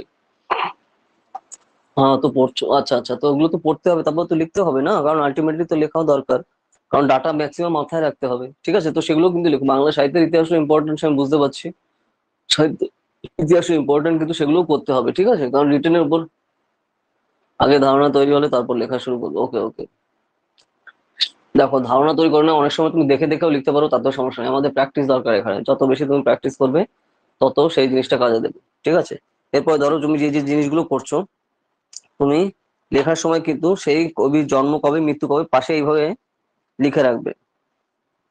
এইভাবে উপর নিচে করে না, এইভাবে লিখলে জিনিসটা আরো বেশি সুন্দর দেখায়। ঠিক আছে, কবি বা লেখকের নাম দিয়ে তার পাশে এইভাবে জন্ম, ঠিক আছে, এত, তারপরে মৃত্যু এত, এভাবে দিয়ে ব্র্যাকেট, এইভাবে করে গেলে, এভাবে উপর নিচে এইভাবে না। ঠিক আছে, মানে একটা লাইনে পর পর এভাবে থাকলো। ঠিক আছে, তো তাহলে সেই জিনিসটা কিন্তু ভালো হবে। এই ব্যাপারটা এখানে করতে হবে এইভাবে।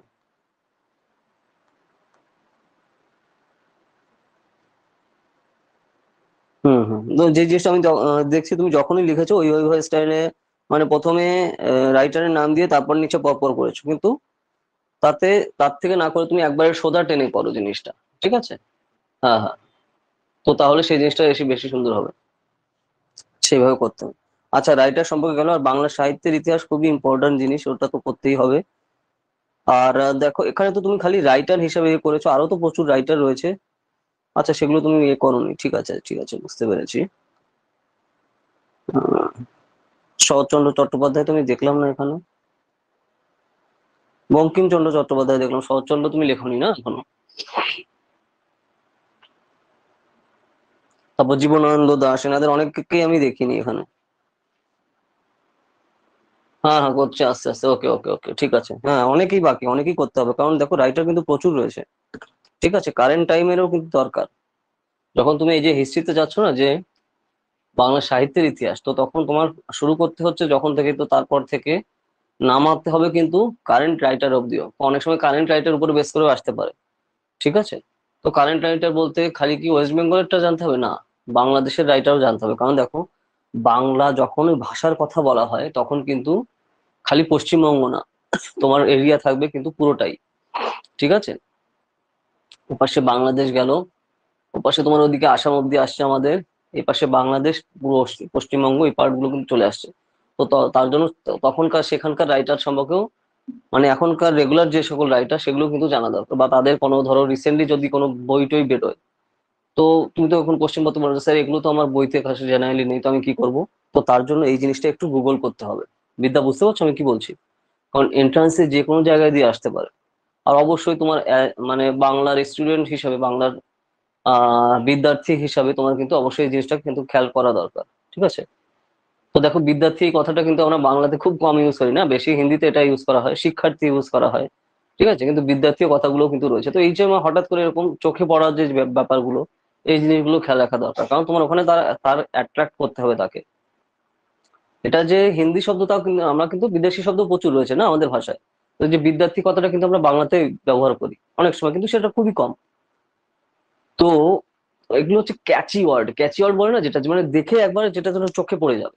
ঠিক আছে,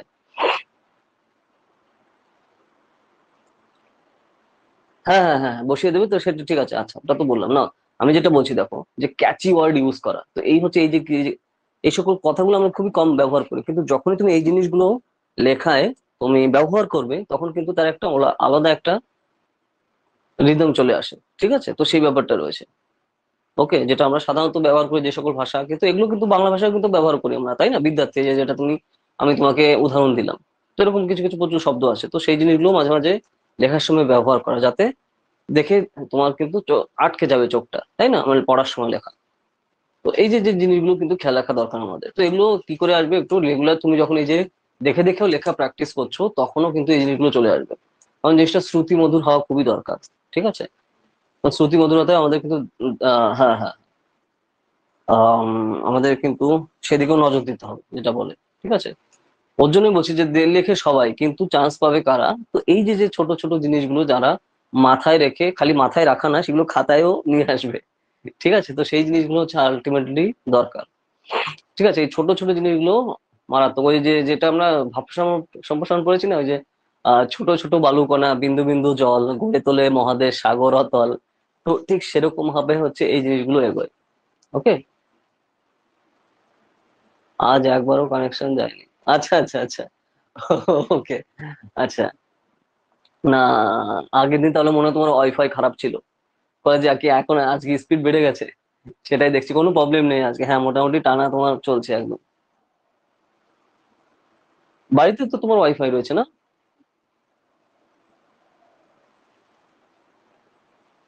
হ্যাঁ, আচ্ছা আচ্ছা আচ্ছা। আচ্ছা, বাড়িতে তোমার এই রয়েছে, ওকে। বাড়িতে তাহলে কলেজে থাকবে তোমার ওয়াইফাই থাকবে, ওকে। এখন ওয়াইফাই ইউজ করাই বেটার, কারণ আস্তে আস্তে না, তারপরে 5G টা ঠিকঠাক চালু হয়ে গেলে না, তো তো এখন হয়ে যাবে। তো যদিও এখনো তোমার যদি 5G থাকে, তাও তুমি কিন্তু ফোনে ইউজ করতে পারো, কারণ অলরেডি কিন্তু চালু হয়ে গেছে না 5G। 5G এনাবেলড ফোন লাগবে তোমার। কি 5G এনাবেলড ফোন? মানে কি সেট তোমার, 4G সেট না 5G সেট? তুমি তো ভিভো বলেছিলে বোধহয়, আমার যতদূর মনে আসছে। ওকে, 4G সেট নাও তাহলে, বলে লাভ নেই। কারণ যাদের যাদের 5G সেট আছে, তো তাদের কিন্তু সেই সকল সার্ভিস প্রোভাইডার থেকে অপশন চলে এসছে। কিন্তু প্রচুর পরিমাণে ডাটা খাবে সেগুলো পরের কথা, কিন্তু অলরেডি শুরু হয়ে গেছে, সেটাই আর কি। হ্যাঁ হ্যাঁ, 4G, আচ্ছা বুঝতে পেরেছি, হ্যাঁ। 5G তার মানেই 4G হবে।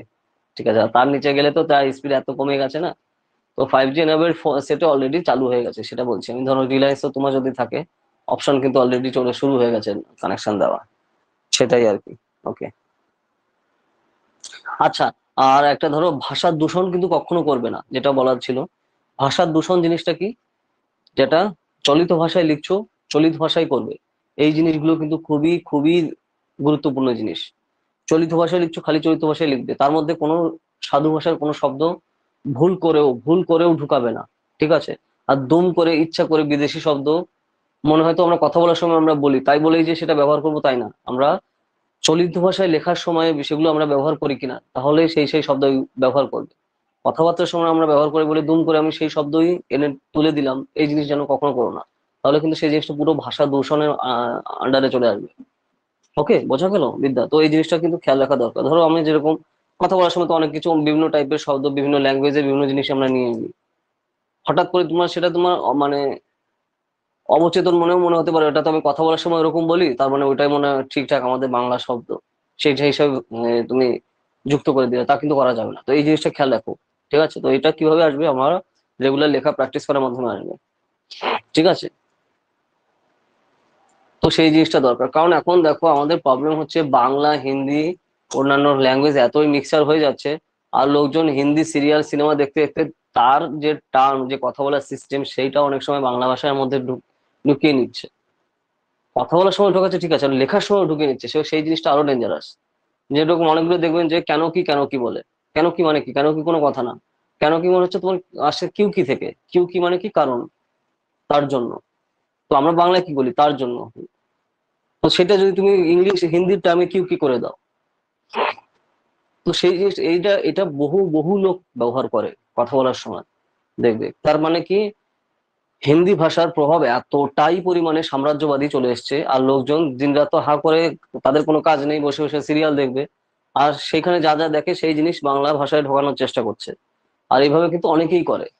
তো সেটা তুমি ধরো, সেটা তোমার দোষ বলে আমি বলছি না, তো অনেকে আমরা তাদের সাথে থাকতে থাকতে এই জিনিসগুলো চলে আসে, তখন আমরাও সেটা কথা বলার সময় ব্যবহার করতে থাকি অনেক সময়।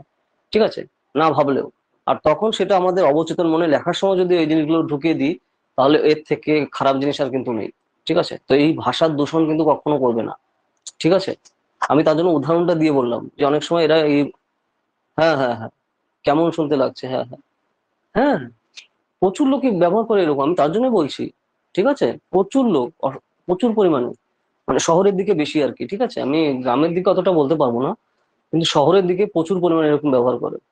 তার কারণ কি, তোমার হিন্দি ভাষার প্রভাবটা এতটাই বেড়ে গেছে, আর ওই যে দিনরাত সিরিয়াল নিয়ে বসে থাকে, আর এখন তো নেট প্রায় বলতে গেলে ফ্রি, সবাই এখন গাদা গাদা নেট লোকের কাছে, ওই দেখছে। তো তার ফলে তার মানে সে যে বাংলা জানে না তা না, কিন্তু ওটা দেখতে দেখতে তার সাম্রাজ্য মাত্র এমন পজিশনে চলে এসেছে যে সে নিজেও বুঝতে পারছে না যে এটা কি বাংলা না হিন্দি, কিন্তু তার মধ্যে ওইটা শুরু করে দিয়েছে। আর ছোটরাও তাই দেখে দেখে শিখছে। প্রচুর বাচ্চাদের দেখবে বাংলা ঠিকঠাক পারে না, আর বাড়ি থেকে সেগুলো শেখানোর তাদের ইচ্ছাও নেই, কি জানে, হিন্দি জানে, ঠিক আছে? আর হিন্দি যারা ভাষী তারা তো দেখছে যে তো ভালো, এরা তো নিজের মাকেই রেসপেক্ট দেয় না, নিজের ভাষাকেই রেসপেক্ট দেয় না, তার মানে আর আমরা কি করবো, ঠিক আছে? এই জন্য প্রচুর লোক বাংলা থেকে কথা অনেক সময় বললেও ভুল বলে, আর ইচ্ছা করেও চেপেও যায়। তো এটা কি, তার মানে কি, তার মানে তুমি নিজের কালচার নিজেই ধ্বংস করছো, তাই না? তো এটা অনেকে ভুল করে, আমি তার জন্য তোমাকে দিলাম যে, বললাম যে আমি উদাহরণটা দিয়ে বললাম যে কেউ কি এই যে যে জিনিসটা ইউজ করে, ঠিক আছে? তো তার মানে কিন্তু কোনটা বাংলা শব্দ কোনটা বিদেশি শব্দ কোনটা দেশি শব্দ তুমি অলরেডি জানো, ঠিক আছে? পোস্ট গ্রাজুয়েশন করতে যাচ্ছ, তো সেই জিনিসটা সঠিক ব্যবহার যেন লেখার সময় থাকে, যেন ভাষার দূষণটা না হয়, সেইটা তোমাকে মনে করিয়ে দেওয়ার জন্য আমি বারবার বলছি। কারণ এই সব ছোট ছোট জিনিসগুলো না বিদ্যা খুব ভালো করে এগুলো দেখে কিন্তু এন্ট্রান্সে, কারণ তুমি এখানে লিখছো, এগুলো এমসিকিউ হলে আমি এইসব জিনিস বলতাম না, ঠিক আছে? কিন্তু এখানে আমার পুরো বড় করে লেখা জিনিস আসছে, প্রত্যেকটা জিনিসের কিন্তু সব এখানে দেখবে, ঠিক আছে?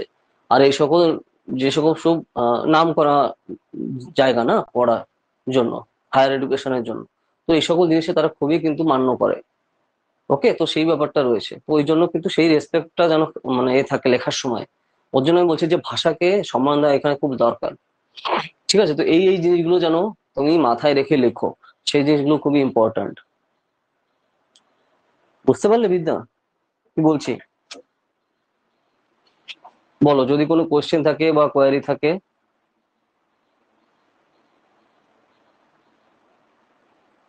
এই, আরে আবার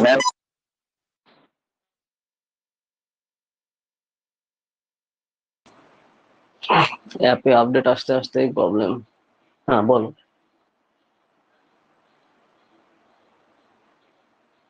আচ্ছা, আধার আর প্যান কার্ডের লিঙ্কের ডেট বেড়ে গেছে, আচ্ছা ঠিক আছে। বলো বিদ্যা, যদি কোনো কোয়েশ্চেন থাকে কোয়ারি থাকে বা কনফিউশন থাকে, বলো। আমি যা যা বলেছি নিশ্চয়ই তুমি বুঝতে পারছো, মনে হতে পারে যে খুব সিম্পল সিম্পল জিনিস, কিন্তু এর প্রভাব মারাত্মক, অসম্ভব প্রভাব এই সমস্ত জিনিসগুলো। তো তার জন্য তোমার এই সমস্ত ব্যাপারগুলো কিন্তু অবশ্যই মাথায় রেখে এগোতে হবে, ঠিক আছে? লেখার সময় বা তুমি যখনই প্রস্তুতি নিচ্ছ সেই সময়টাতে, ঠিক আছে? কারণ আমরা অসম্ভব পরিমাণে বিদেশি শব্দ আর অন্যান্য ভাষা শব্দ নেওয়া শুরু করেছি, যার ফলে নিজেদের ভাষাই এখন বিপন্ন, ঠিক আছে? তো তার জন্য এই জিনিসগুলো খেয়াল রাখা দরকার। ধরো এই টাইপের তোমার এসেও কিন্তু বা রচনাও কিন্তু আসতে পারে, তো তখন তোমার উদাহরণ হিসেবে এই এই জিনিসগুলো কিন্তু মাথায় রাখা দরকার। কারণ দেখো এন্ট্রান্সের কিন্তু কোনো সিলেবাস থাকে না generally, to be very frank. Generally বলা হয় যে ধরো তুমি যদি গ্রাজুয়েশন পড়তে যাওয়ার জন্য যাও, তাহলে 11-12 তোমার সিলেবাস, আর যদি তুমি পোস্ট গ্রাজুয়েশনে যাও তাহলে তোমার জেনারেলি গ্রাজুয়েশন হচ্ছে সিলেবাস। কিন্তু ওইভাবে কিন্তু পার্টিকুলারলি বলে বলে দেওয়া নেই যে এই এই এই এই জিনিসগুলো থেকে কোশ্চেন আসবে, ঠিক আছে? তো তার মানে কি ওভারঅল যেই কোনো জায়গা থেকে কিন্তু আসতে পারে। তো তার জন্য তোমার প্রিপারেশনও সেই ওভারঅল সেই স্টাইলে হওয়া দরকার। ওকে, বুঝতে পারছো? হ্যাঁ হ্যাঁ, তো সেইভাবে কিন্তু সেই হলিস্টিক আইডিয়া যেটা আমরা এসে অনেক সময় বলি না, যে সম্পূর্ণ যে সেই ব্যাপারটা যেন তোমার চলে আসে, যে যেখান থেকে যেইভাবে যেই কোশ্চেনের দিক না কেন, আমি যেন সেটা, যেটা বড় কোশ্চেন আসছে, এমসিকিউ এলে তোমার ছোট কোশ্চেন এলে তো তুমি হয় জানো না হয় জানো না, জানলে নাম্বার পাবে নাহলে মাইনাস খাবে, ক্লিয়ার কাট জিনিস। তো তার জন্য বেশি বেশি করে পড়া দরকার। কিন্তু এই সমস্ত জিনিস দরকার হচ্ছে যখন ব্রড টাইপের কোশ্চেন আসছে, মানে বড় কোশ্চেন আসছে যেটা তোমার যাদবপুর ফলো করে, ঠিক আছে? প্রেসিডেন্সিতে ওটা আগে করতো, ঠিক আছে? ধরো তোমার 14-15 সাল অব্দিও ব্রড টাইপের কোশ্চেন ছিল, তারপর থেকে এরা আবার ট্রানজিশন শুরু করে দেয়, ঠিক আছে? মানে বেসিক্যালি তোমার ওই যে আগে জয়েন্ট এন্ট্রান্স বোর্ডের হাতে যখনই ওরা পাওয়ারটা দিয়ে দিল, এরা এমসিকিউ শুরু করে দিল। তার আগে পুরো প্রেসিডেন্সিতে 12, 13, 14 অব্দি এই টাইমে পুরো বড় বড় কোশ্চেনই লেখা আসতো, সে আন্ডার গ্রাজুয়েট হোক বা পোস্ট গ্রাজুয়েশন হোক। ওই জিনিসটাতে সব থেকে ভালো, কারণ ব্রড টাইপের বড় কোশ্চেনে লেখা হলে যে কোনো সাবজেক্টেই সেই ক্যান্ডিডেটের আসল কোয়ালিটি বোঝা যায়, ঠিক আছে, যে সে অরিজিনালি ভালো স্টুডেন্ট নাকি খালি মুখস্থ করে ঢেলে দিচ্ছে সব, ঠিক আছে, তো ওটা বোঝা যায়, ওই জিনিসটা দরকার। কিন্তু এটা ওই যে অনেক বেশি ঝামেলা হবে, হতে অনেক টাইম লাগে, একটা খাতা দেখতে অনেক কিছু ভাবতে হয়, তো ওর সমস্ত ঝামেলা কে আসে, দুম করে এমসিকিউ শুরু করে দিল, ঠিক ঠিক আছে। ওর জন্য কিন্তু পরবর্তীতে তোমার এটা কবে থেকে হলো, ওই যে যেটা এখন তুমি দেখবে যে পিইউবি ডিবিটি বলে না, পিইউবি এমইটি বলে এক্সামের নাম, কিন্তু তার আগে কিন্তু কি বলতো, প্রেসিডেন্সি ইউনিভার্সিটি এন্ট্রান্স এক্সামিনেশন, মানে ইউনিভার্সিটি থেকেই এন্ট্রান্স কন্ডাক্ট করতো, ইউনিভার্সিটির মেইন ক্যাম্পাসে এসেই পরীক্ষা দিতে হতো, অন্য কোথাও হতো না, ঠিক আছে, এবং সবকিছু খাতাও এখানকার প্রফেসররা দেখতো ধরে ধরে প্রচুর টাইম নিয়ে নিয়ে, ঠিক আছে।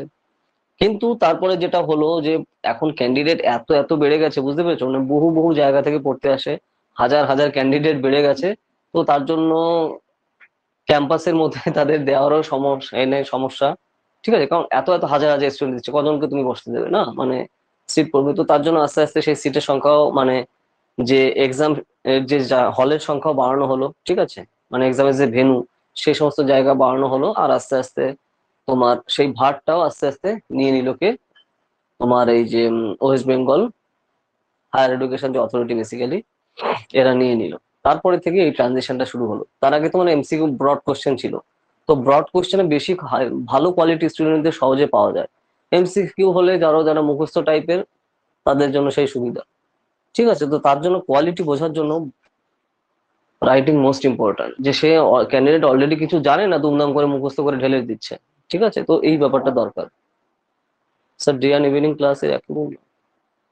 না, ডে এর মূল্য বেশি, ইভিনিং এ তো জেনারেলি দেখো কারেন্ট স্টুডেন্টরা জেনারেলি যেতে ভর্তি হয়, ঠিক আছে, যাদের ইয়ার গ্যাপ গেছে, ঠিক আছে, আর যদি আরো স্পেসিফিক হইতে বলো, যারা ফালতু স্টুডেন্ট ভালো না তারাই পড়ে, ডে নাইটে পড়ে, ঠিক আছে, মানে আমি কি অর্থে বলছি, যারা তো জেনারেলি, যারা একদম ভালো স্টুডেন্ট মানে বেসিক্যালি তোমার ডেতে পড়ছে, রেগুলার ক্যান্ডিডেট, কিন্তু ধরো যে কয়েক বছর ফেল করেছে বা কোনো কারণে তার সে কোনো কাজে ব্যস্ত রয়েছে, বা সে দিনের বেলায় কাজ করতে পারছে না বা অ্যাটেন্ড করতে পারছে না, তারাই জেনারেলি নাইটে পড়ে। তো জেনারেলি দেখো ওইভাবে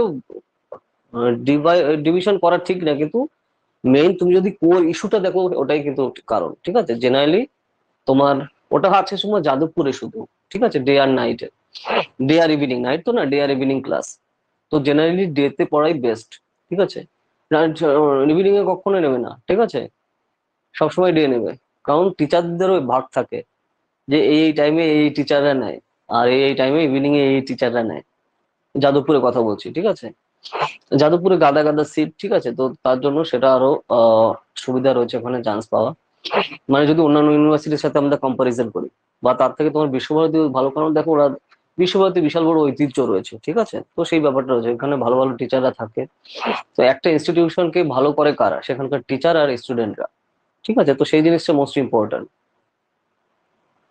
তো তার জন্য প্রাইভেট ইনস্টিটিউশনে ওই দুটো থাকে না, ওই জন্য বেশি চাকচিক্য থাকে, ঠিক আছে, হাইফাই চাকচিক্য ওই কারণে থাকে, কারণ ভালো স্টুডেন্টও নেই, ভালো টিচারও নেই, তার জন্য বাহ্যিক চাকচিক্য দিয়ে লোকজনকে আকৃষ্ট করা, ঠিক আছে, তো এই জন্য প্রাইভেট জিনিসগুলো হচ্ছে, ডিফারেন্সটা বুঝতে পারছো, আর সেই সব জায়গার কোর্স ফি সেগুলো তো আছেই। তো যাদবপুরে তুমি দেখো সবসময় এ করবে হচ্ছে তোমার ডেতে, আর ওই প্রেসিডেন্সিতে ওরকম কোনো ইভিনিং টিম কিচ্ছু নেই, একটাই ডে, কারণ দেখো সিট বুঝতেই পারছো একদম শুষে একদম বেস্ট যারা তাদের নিচ্ছে, মাত্র 30টা সিট পোস্ট গ্রাজুয়েশন, ঠিক আছে, বাংলাতে 30 থেকে 32 বা মাঝে মাঝে 33টা 34টা থাকে, তো তার মধ্যে 60% রিজার্ভ থাকে হোম স্টুডেন্টদের জন্য। হোম স্টুডেন্ট মানে কি, যারা প্রেসিডেন্সি থেকে গ্রাজুয়েশন করেছে তাদের জন্য রিজার্ভ থাকে, আর বাকি তোমার 10-15টা থাকলো বাইরের জন্য, বুঝতে পারছো, তো তাহলে চান্স পাওয়া সেখানে কতটা, তো তাহলে যারা ঢুকছে একদম বেস্ট যারা, তারাই, ঠিক আছে, তো সেই ব্যাপারটা রয়েছে, হ্যাঁ হ্যাঁ, মোট 30টা, হ্যাঁ, মোট 30টা, সেটাই বলছি আমি, পোস্ট গ্রাজুয়েশন। তো তার মানে বুঝতে পারছো যারা চান্স পায় তারা কোন লেভেলের স্টুডেন্ট। ওকে, তো তার জন্যই তো আমি প্রিপারেশনের উপর এত জোর দিচ্ছি, যে কতটা তোমার পারফেকশন নিয়ে আসতে হবে, আর এগুলো প্রিপারেশন, এগুলো টেনশনের কোনো ব্যাপার নেই, এগুলো রেগুলার প্র্যাকটিসের মাধ্যমে আসবে। যাদবপুরেও কিন্তু সেই হিসাবে আসছে, তোমার 50-এর মতো এসছে, ওখানে 30 বা 35টা হলো, তাতে 20টা বেশি, আর এখানেও কিন্তু 60% তার মধ্যে রিজার্ভ থাকছে হোম স্টুডেন্টের জন্য। হোম স্টুডেন্ট মানে যারা যাদবপুরে তোমার গ্রাজুয়েশন করেছে, তারাই তো পোস্ট গ্রাজুয়েশন আবার ঢুকবে, ঠিক আছে, তো তাদের জন্য রিজার্ভ থাকে সিট, আর বাকি হচ্ছে বাইরে থেকে আসছে, মানে যারা এই যে বাইরে থেকে যারা তোমরা অ্যাডমিশন দিচ্ছ, তো তার মধ্যে যারা বেস্ট হবে, দারুণ সুন্দর লিখবে এক্সামে, তারাই চান্স পাবে, তাই না? কারণ সিট এমনি অলরেডি 60% অলরেডি রিজার্ভ কিন্তু কমপ্লিট তোমার স্টুডেন্টদের জন্য। এটা গ্রাজুয়েশন হলে সেই ব্যাপারটা থাকতো না, গ্রাজুয়েশনে সবাই নতুন আসছে 100%, কিন্তু যখনই তুমি পোস্ট গ্রাজুয়েশনে ঢুকতে যাচ্ছ তখনই 60% সিট কিন্তু অলরেডি কমপ্লিট। তারপর হচ্ছে 40% থাকলো, তো সেই 40%-এর মধ্যে তোমার সেই হিসাবে ঢুকতে হবে। বোঝাতে পারলাম জিনিসটা বিদ্যা?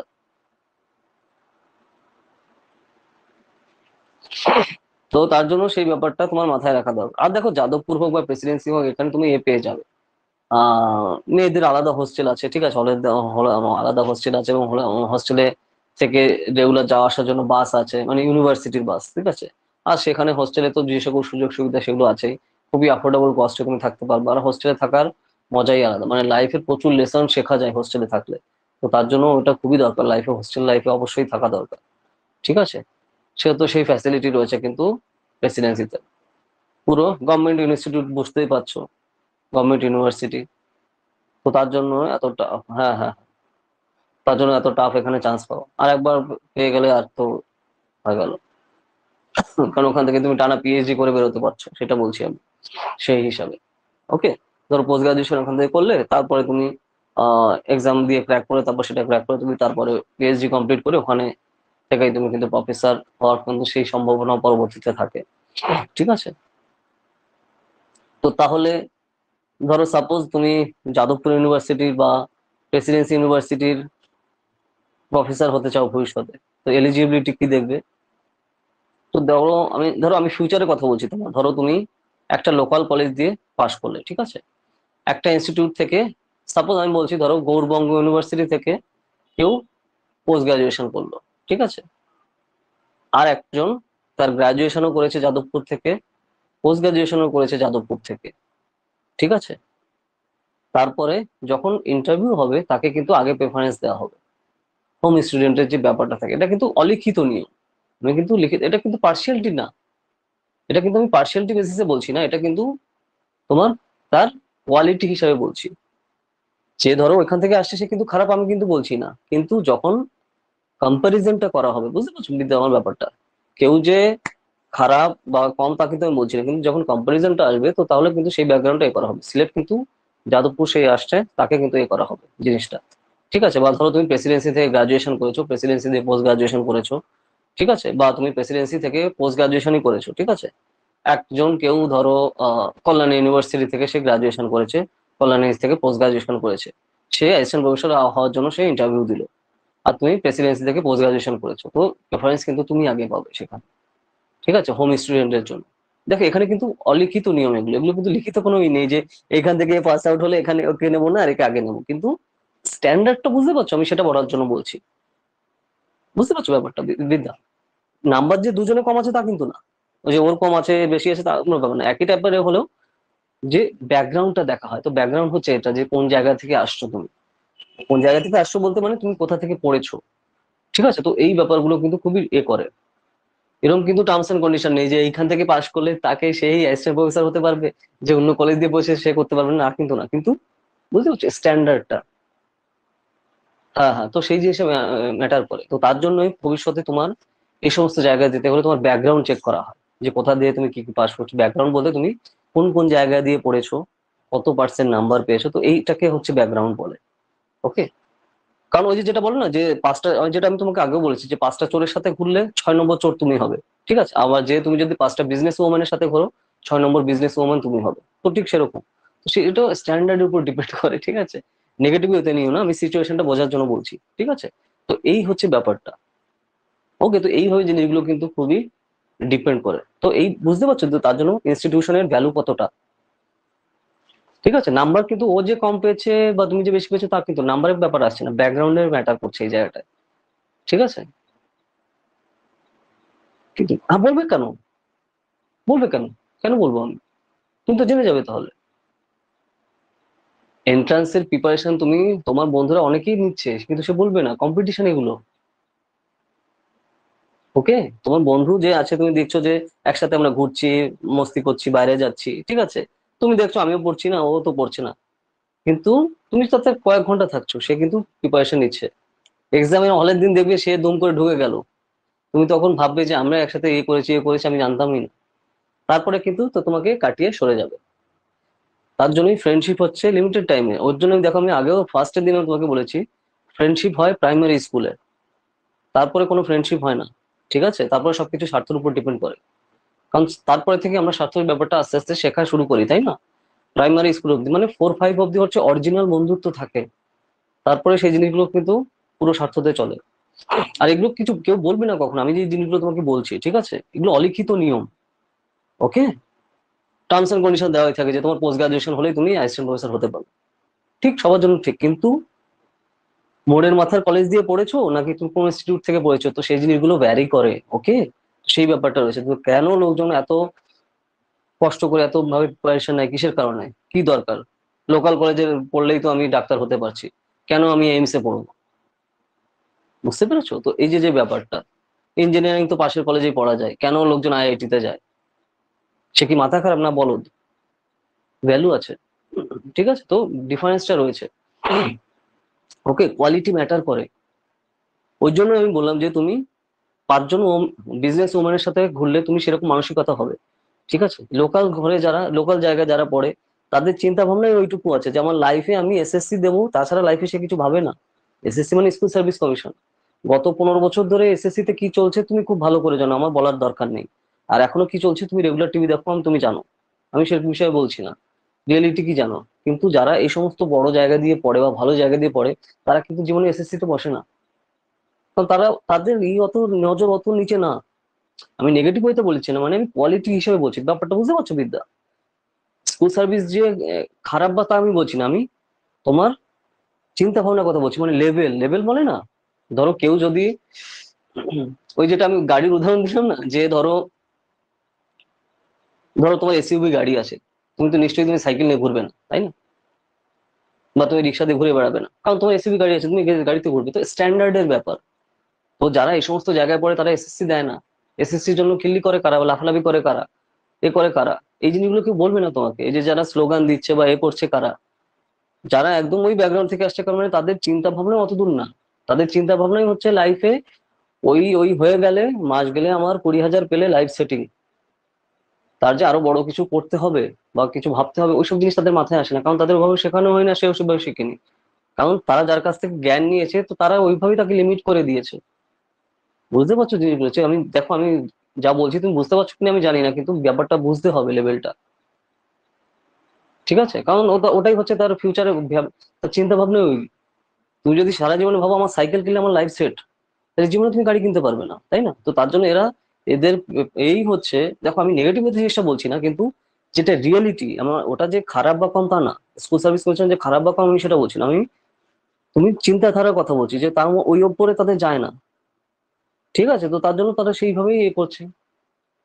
10 সাল থেকে কি চলছে এক্সাম আমরা সবাই জানি। আর এখন লোকজন কি করে চাকরি পাচ্ছে বা পেয়েছে, মানে গভর্নমেন্ট জব যেগুলো বলে, ঠিক আছে, তো সেগুলো কিভাবে আসছে আর কিভাবে পেয়েছে, তুমি রেগুলার নিশ্চয়ই টিভি দেখছো, তুমি জানো। এ বিষয়ে আমার ডিটেলসে বলারও আর কোনো অবকাশ নেই, ঠিক আছে? তো এই যে যে ব্যাপারগুলো বুঝতে হবে, ঠিক আছে? তো ধরো যারা এইসব জায়গা দিয়ে পড়ে তারা ওইসব জিনিসের কেয়ার করে না, ঠিক আছে, কারণ তাদের স্ট্যান্ডার্ড অনেক আছে। অন্যভাবে থেকে দেখা দেখো, পয়সা সবাই ইনকাম করবে, ঠিক আছে, এক একজন এক স্ট্যান্ডার্ডে, ঠিক আছে, এক এক লেভেলে। তো সেই জিনিসটা হচ্ছে ব্যাপার। তো কেউ যদি ওরকম, তার মানে কি তাদের মাথায় ঢুকিয়ে দেওয়া হচ্ছে যে তোমার গভর্নমেন্ট এক্সামে ওই একটাই আছে, আর ওই একটাই যদি পাও তোমার তাহলে লাইফ সেট, না হলে অন্য কিছু তুমি যদি করো তোমার ফিউচার আল্ট্রা ডার্ক। মানে এটা তাদের মাথায় ঢুকিয়ে দেওয়া হচ্ছে। আর সেটাই বেদ বাক্য হিসাবে সে কন্টিনিউয়াসলি 15-20 বছর ধরে মাথায় নিয়ে ঘুরেছে। তার মানে কি ওই মেশিনে তাকে আমি দিয়ে দিয়ে দিয়েছি, মানে তার চিন্তা ভাবনাকেও আমি কন্ট্রোল করে নিয়েছি। বুঝতে পারছো? যেটাকে আমাদের মানে ধরো তুমি যদি পলিটিক্স এর বিভিন্ন বই পড়ো, ঠিক আছে, এটাকে বলা হচ্ছে তোমার প্রপাগান্ডা। ঠিক আছে, এটা আমটা বলা হয় যে আমি যেভাবেই তোমাকে ভাবাবো বা যতটুকু আমি ভাবতে তোমাকে দেবো তুমি ততটুকুই ভাবতে পারবে, তার বাইরে তোমাকে ভাবতে পারবে না, কারণ আমি সেটাকে তোমাকে তালা মেরে দিয়েছি। বিদ্যা, বুঝতে পারছো জিনিসটা? তো এই জিনিসগুলো রয়েছে, তো লোকজনের প্রবলেম হচ্ছে এই জিনিসগুলো, এগুলো বোঝে না। কারণ তাদের চিন্তা ভাবনা এখানে তালা মেরে আমি দিয়ে দিয়েছি, কন্ট্রোল করে রেখেছে। ওকে, তো এইগুলো এই যারা যারা লোকাল থেকে আসে তো তাদের এই প্রবলেম হয়। জিনিসটা দেখো নেগেটিভ হয়তো নিও না, কিন্তু যেটা রিয়েলিটি আমি তোমাকে সেই জিনিসটা বলছি। ওকে। তো এই হচ্ছে প্রবলেম জিনিসটা। তো তার জন্য তারা অন্য জিনিস ভাবেও না, ওটাই ভাবে ওই যে লাইফ সেটিং, ওটাই সব। ঠিক আছে, তো তখন হচ্ছে প্রবলেম গুলো হয়। তো তার জন্য সোসাইটিতে একটা লেভেল আছে, তারা ওইটা অব্দি ভাবে। ঠিক আছে, ওই যেটা তার জন্য বললাম না যে তারা সাইকেল বা কিনলেই লাইফ সেট, ওটাই ভাবে, যে কখনো যে গাড়ি বা অন্য কিছু করতে হবে সেদিকে তারা নেই। তার জন্য তারা উঠতে পারবে না। মাইন্ডসেট আলটিমেট জিনিস লাইফে। ঠিক আছে, তো সেই মাইন্ডসেটই হচ্ছে তাদের এভাবে কন্ট্রোল করা। তো প্রবলেম হচ্ছে এই জায়গাটায়। ঠিক আছে, আর দেখো আমি হায়ার এডুকেশন সিস্টেমের মতো বললাম যে কোন কোন জিনিসগুলো ডিপেন্ড করে, নাম্বার কোনো যায় আসে না অনেক সময়। Institution most important. কোন জায়গা দিয়ে পড়ছো, যে লোকজন কি পাগল না বলদ না ছাগল যে তারা এত বছরের পর বছর নষ্ট করছে একটা জায়গায় পড়ার জন্য। তো ওই জায়গায় রয়েছে। ঠিক আছে, কারণ ধরো একটা সেরকম ইনস্টিটিউশনে পড়া আর সেইখানে তাদের ক্লাস অ্যাটেন্ড করা বা তাদের সাথে কানেকশন করা তোমার বহু ডিগ্রির থেকে অনেক বেশি মূল্যবান। ঠিক আছে, ধরো তুমি 3 4 5 বছরে যা শিখছো, তুমি 3 4 ক্লাসে তার থেকে বেশি শিখে যাবে। ওকে, তো এই ব্যাপারটা রয়েছে। হ্যাঁ হ্যাঁ হ্যাঁ, সে তো আছে। দেখো ভেঙে পড়লে লাইফে কিছু নেই। ঠিক আছে, দেখো প্রোগ্রেসের সব ঠিক আছে, আমরা ফেল আর পাস লাইফের সাথে চলবেই। ঠিক আছে, কিন্তু তারপরে প্রপার ওয়েতে এগোতে হবে। তো সেই জিনিসটা ইম্পর্টেন্ট। আমি তোমাকে যে জিনিসটা রিয়েলিটি দেখালাম যে লোকজনের একটা সোসাইটিতে কিভাবে কন্ট্রোল করা হয় তাদের, আর তাদের যে কন্ট্রোল করা হচ্ছে সেটা তারা বুঝতেও পারে না, এই লেভেলে তাদের কন্ট্রোল করা হয়। প্রবলেম হচ্ছে এটা, মানে তাদের মাথায় ঢুকে নিয়েছে ওইটাই হচ্ছে ফিউচার, ওইটাই সব। না হলে ধরো একজনে ওই জিনিসই করে যাচ্ছে 15 20 বছর ধরে। ঠিক আছে, সে কিন্তু সে অন্য জিনিসে যেতে হবে সেই জিনিস তাদের মাথায় নেই, কারণ তাদের মাথায় আমি লক করে দিয়েছি। তো এই যে যে ব্যাপারগুলো, তো প্রবলেম বুঝতে পারছো তো, সোসাইটিতে কি করে ডিভিশন গুলো সেই হিসাবে কন্ট্রোল করা হয়। ঠিক আছে, তো সেই ব্যাপারটা রয়েছে। যদি আমি পলিটিক্স এর জিনিস বলছি, মানে পলিটিক্যাল সায়েন্সের জিনিসগুলো তোমার বুঝতে একটু অন্যরকম লাগতে পারে, কিন্তু এই জিনিসগুলো ম্যাটার করে, বুঝতে পারছো। সব সাবজেক্ট একটা একটা জায়গায় এসে বিভিন্ন সাবজেক্টের সাথে মিলিত হয়। ঠিক আছে, যে হিস্ট্রি বলো, জিওগ্রাফি বলো, পলিটিক্যাল সায়েন্স বলো, ঠিক আছে, বাংলা ইংলিশ সবই একটা না একটার সাথে বিভিন্নভাবে কিন্তু কো রিলেটেড। ঠিক আছে, এডুকেশনটা। তো সেইভাবে যে আমি খালি লিখছি বলে, যে বাংলা লিখছি বলে খালি বাংলাই লিখবো তা না, রিলেট করাও ইম্পর্ট্যান্ট। তার মানে কি, তুমি যে বিভিন্ন ওয়েতে তোমার যে জ্ঞান আছে সেই জিনিসটাও তাকে শো অফ করা দরকার। এই জিনিসগুলো হায়ার এডুকেশন, এই জিনিসগুলো দরকার। ঠিক আছে, না হলে তোমার প্রোগ্রেস আসবে না জীবনে। খালি তুমি তাহলে কি হবে, সব জায়গায় যেখানে কথাবার্তা হলো তুমি খালি তোমার বাংলায় জানো আর কিছু জানো না, বোকার মতো দাঁড়িয়ে থাকতে হবে, তা তো না। তুমি ধরো পিএইচডি করছো বা পোস্ট গ্রাজুয়েশন করছো, তো তার মানে তো হাইলি কোয়ালিফাইড বলা হয়। তো তার মানে কি যে তুমি যে খালি তোমার সাবজেক্ট পড়বে তা না, অন্যান্য ল্যাঙ্গুয়েজে এ করতে হয়। ধরো ভালো ভালো প্রফেসর বা ভালো এ হতে গেলে খালি যে তারা ওই সাবজেক্ট পড়ে তা না, অন্যান্য সাবজেক্টের সাথে কিন্তু এ পড়তে হয়, জিনিসগুলো পড়ে তার সাথে রিলেট করতে হয় নিজের ওয়েতে। এই জিনিসগুলো খুবই ইম্পর্ট্যান্ট। ঠিক আছে, তো এখন তো লোকজন সারা দিন রাত ইন্টারনেটে পড়ে থাকে, পড়াশোনার মধ্যে থাকে না। তো এটা হচ্ছে প্রবলেম। ঠিক আছে, তো সেই জিনিসগুলো কিন্তু খেয়াল রাখতে হবে, না হলে হচ্ছে প্রবলেম। ঠিক আছে, না হলে কিন্তু একটা আচ্ছা কি বলছো, সব দিক থেকে আচ্ছা আচ্ছা আচ্ছা, না না, ওটা কোনো ব্যাপার না। দেখো তুমি যখনই যেটা পড়ছো বিভিন্নভাবে রিলেট করতে হয়। ঠিক আছে, বিভিন্ন সাবজেক্টের জিনিস জানতে হয়, না হলে প্রবলেম। একটা দেখো একটা সাবজেক্ট নিয়ে পড়ার কোনো ব্যাপার নেই, এখন বিভিন্ন সাবজেক্ট জিনিস পড়তে হয়। ধরো ইংলিশ, ঠিক আছে, ইংলিশ লিটারেচার, ঠিক আছে, তোমার ধরো যেন ভিক্টোরিয়ান এরা থেকে শুরু করে, মানে যেহেতু তুমি ইংলিশের কথা বল, মানে ল্যাঙ্গুয়েজের স্টুডেন্ট আমি সেই হিসাবে বলছি। ঠিক আছে, তো ভিক্টোরিয়ান এরা থেকে শুরু করে মানে মোটামুটি 15th সেঞ্চুরি থেকে স্টার্ট করা তোমার যেরকম দরকার। আমরা বাংলা কিন্তু আবার তার আগে থেকে আসছে। ঠিক আছে, কিন্তু জেনারেলি তোমার যদি বলো এনশিয়েন্ট টাইম বলে কিছু হয় না, ইংলিশ ল্যাঙ্গুয়েজ মোটামুটি ফ্লারিশ করছে তোমার 15th সেঞ্চুরি থেকে। ঠিক আছে, তারপরে আস্তে আস্তে 15 16 17 18 19 20 করে আসতে হয়। তো ঠিক ইংলিশ যেভাবে আসে সেইভাবে নিয়ে আসতে হবে। তো এরকম যখন লিটারেচার করছি আমরা সেই সাবজেক্টের মতো করে ইউজ করতে হয়। ঠিক আছে, এগুলো বিভিন্ন বই পড়ো তাহলে কাজে দেবে। খালি ওর জন্যই বললাম যে খালি যে একটা সাবজেক্ট পড়ছি বলে আমি সেই সাবজেক্টে এ করবো। কারণ নাম্বার কখন আসে বিদ্যা, নাম্বার আসে তখনই যখনই এক্সামিনার দেখেন যে এই ক্যান্ডিডেটের যে খালি যে তার সাবজেক্টের মানে ইম্পর্টেন্স আছে, মানে তার স্যাম্পেল মানে তার সাবজেক্টের জ্ঞান আছে তা না, অন্যান্য সাবজেক্টও জানে। ধরো তুমি যখন ইংলিশ করছো, ঠিক আছে, বা ধরো তুমি বাংলা করছো, আচ্ছা তুমি বাংলা যেহেতু করছি তো বাংলার সাথে আমাদের কানেকশন কি কি আছে। ঠিক আছে, তো সেই জিনিসগুলো বলতে হবে। ধরো রিসেন্টলি কিন্তু তুমি যদি নিউজ গুলো দেখো, যে তুমি যে খালি বাংলা পড়ছি মানে আমার কারেন্ট অ্যাফেয়ার্স পড়ার কোনো দরকার নেই তা কিন্তু না। কাল পরশুদিনও কিন্তু একটা নিউজ আসছে ফ্রেঞ্চ রেভলিউশনে, ঠিক আছে, মানে ফরাসি বিপ্লব, এটা কার সাথে রিলেটেড, আমাদের হিস্ট্রির সাথে, তাই না? ফ্রেঞ্চ রেভলিউশনে কিন্তু একজন বাঙালিও কিন্তু ডাইরেক্ট অংশগ্রহণ করেছিল। কোন টাইমে? ফ্রেঞ্চ রেভলিউশন কবে হয়েছিল মনে আসছে? মানে ফরাসি বিপ্লব, ঠিক আছে। আহ দেখো, ইউএস এর স্বাধীনতা হচ্ছে 1776-এ, আচ্ছা 1879-এ, ঠিক আছে। তো তারপর তোমার ফ্রেঞ্চ রেভলিউশন যখন আসছে, ফ্রেঞ্চ রেভলিউশনে বাঙালির কানেকশন, তো এই জিনিসগুলো তুমি যদি লেখায় ইনক্লুড করো, বুঝতে পারছো ব্যাপারটা, তো তাহলে তোমার এই জিনিস কিন্তু কিন্তু অন্য ক্যান্ডিডেট ইনক্লুড করবে না, কারণ সে হিস্ট্রি কিছুই জানে না। মানে কিছু জানে না বলতে তার ডেপথের নলেজ নেই, কিন্তু তুমি কিন্তু এগুলো কোথায় এসছে তোমার জন্য যে ভুড়ি ভুড়ি বই পড়ে আনতে হচ্ছে তা কিন্তু না। কারেন্ট অ্যাফেয়ার্স তুমি ফলো করছো, কালকে নিউজ, এটা আমি বলছি। আচ্ছা 1789, আচ্ছা আমার ইয়ার খেয়াল আসছে না, 1789। ফ্রেঞ্চ রেভলিউশন মানে কি, ফরাসি বিপ্লব যেটা আমরা বাংলায় বলি, তাই না? তো ফরাসি বিপ্লব আসছে কবে, 1789। তো ওই টাইমটা ধরো তুমি যখন লিখছো, ওই টাইমে যখন কোনো রাইটার কোনো এ করছো তুমি, যদিও অনেকটা আগে হয়ে যায়, 17 মানে 1800 শতকের আগে আসছে, ওকে ঠিক আছে। তো তাহলে সেই টাইমটাতে তোমার কিন্তু ডাইরেক্ট কানেকশন দিচ্ছ বাংলার সাথে ফ্রেন্সের, মানে বাংলা বলতে আমাদের বেঙ্গলের সাথে তোমার ডাইরেক্ট ফ্রান্সের। তো তারা জেনারেল স্টুডেন্টরা কিন্তু ওই জিনিস ইনক্লুড করবে না বা জানেই না তারা। আমি পরশুদিনের কথা বলছি, তো তার জন্য মানে পরশুদিন নিউজের, এই জন্য তোমার কারেন্ট অ্যাফেয়ার্স এগুলো ফলো করা দরকার, ঠিক আছে। এবং সেটা তোমার নিজের সাবজেক্টের সাথে লিঙ্ক করতে হবে। কিভাবে করতে হবে? এইভাবে, ঠিক আছে। আমার মতো করে আমি লিঙ্ক করবো আমার সাবজেক্টের যেটা চাহিদা, তো সেই হিসাবে, ঠিক আছে। হ্যাঁ হ্যাঁ 1789, হ্যাঁ না, আমার খেয়াল আসছিল না, আমার পরে আমার মনে হলো 1789, তো তার জন্য লিখলাম। দেখো এই যে, দেখো ইউএস এর স্বাধীনতা হচ্ছে তোমার 1776-এ, মানে মার্কিন যুক্তরাষ্ট্রের স্বাধীনতা সংগ্রাম 1776-এ। 1789-এ হচ্ছে তোমার 1789-এ হচ্ছে ফ্রেঞ্চ রেভলিউশন, তারপরে 1817-এ হচ্ছে তোমার রাশিয়ান রেভলিউশন, ঠিক আছে। আর আমাদের অনেক পরে আসছে, 1947 আসছে পার্টিশন, ঠিক আছে। তো সেই ব্যাপারটা রয়েছে। ওকে, তো এই জিনিসগুলো কিন্তু এভাবে খেয়াল রাখতে হবে। তো ইয়ার ওয়াইজ জিনিসগুলো খেয়াল রাখ, আমি তোমাকে বলি না যে বিদ্যা ইয়ার ওয়াইজ জিনিসগুলো খেয়াল রাখবে। তো জেনারেলি স্টুডেন্টরা কিন্তু ইয়ার ওয়াইজ জিনিসগুলো স্কিপ করে, কিসের জন্য? ভয় থাকে যে আমি যদি ইয়ার ভুল করি তাহলে কিন্তু একটা নেগেটিভ ইম্প্যাক্ট আসে। তো তোমার কি করে নাম্বার পেতে হবে বোঝো, নাম্বার পেতে হবে কিভাবে, তুমি এই জিনিসগুলো ইনক্লুড করা ইয়ার ওয়াইজ, ঠিক আছে। মানে কি, ইমপ্রেশনটা শো করা যে হ্যাঁ আমি জানি।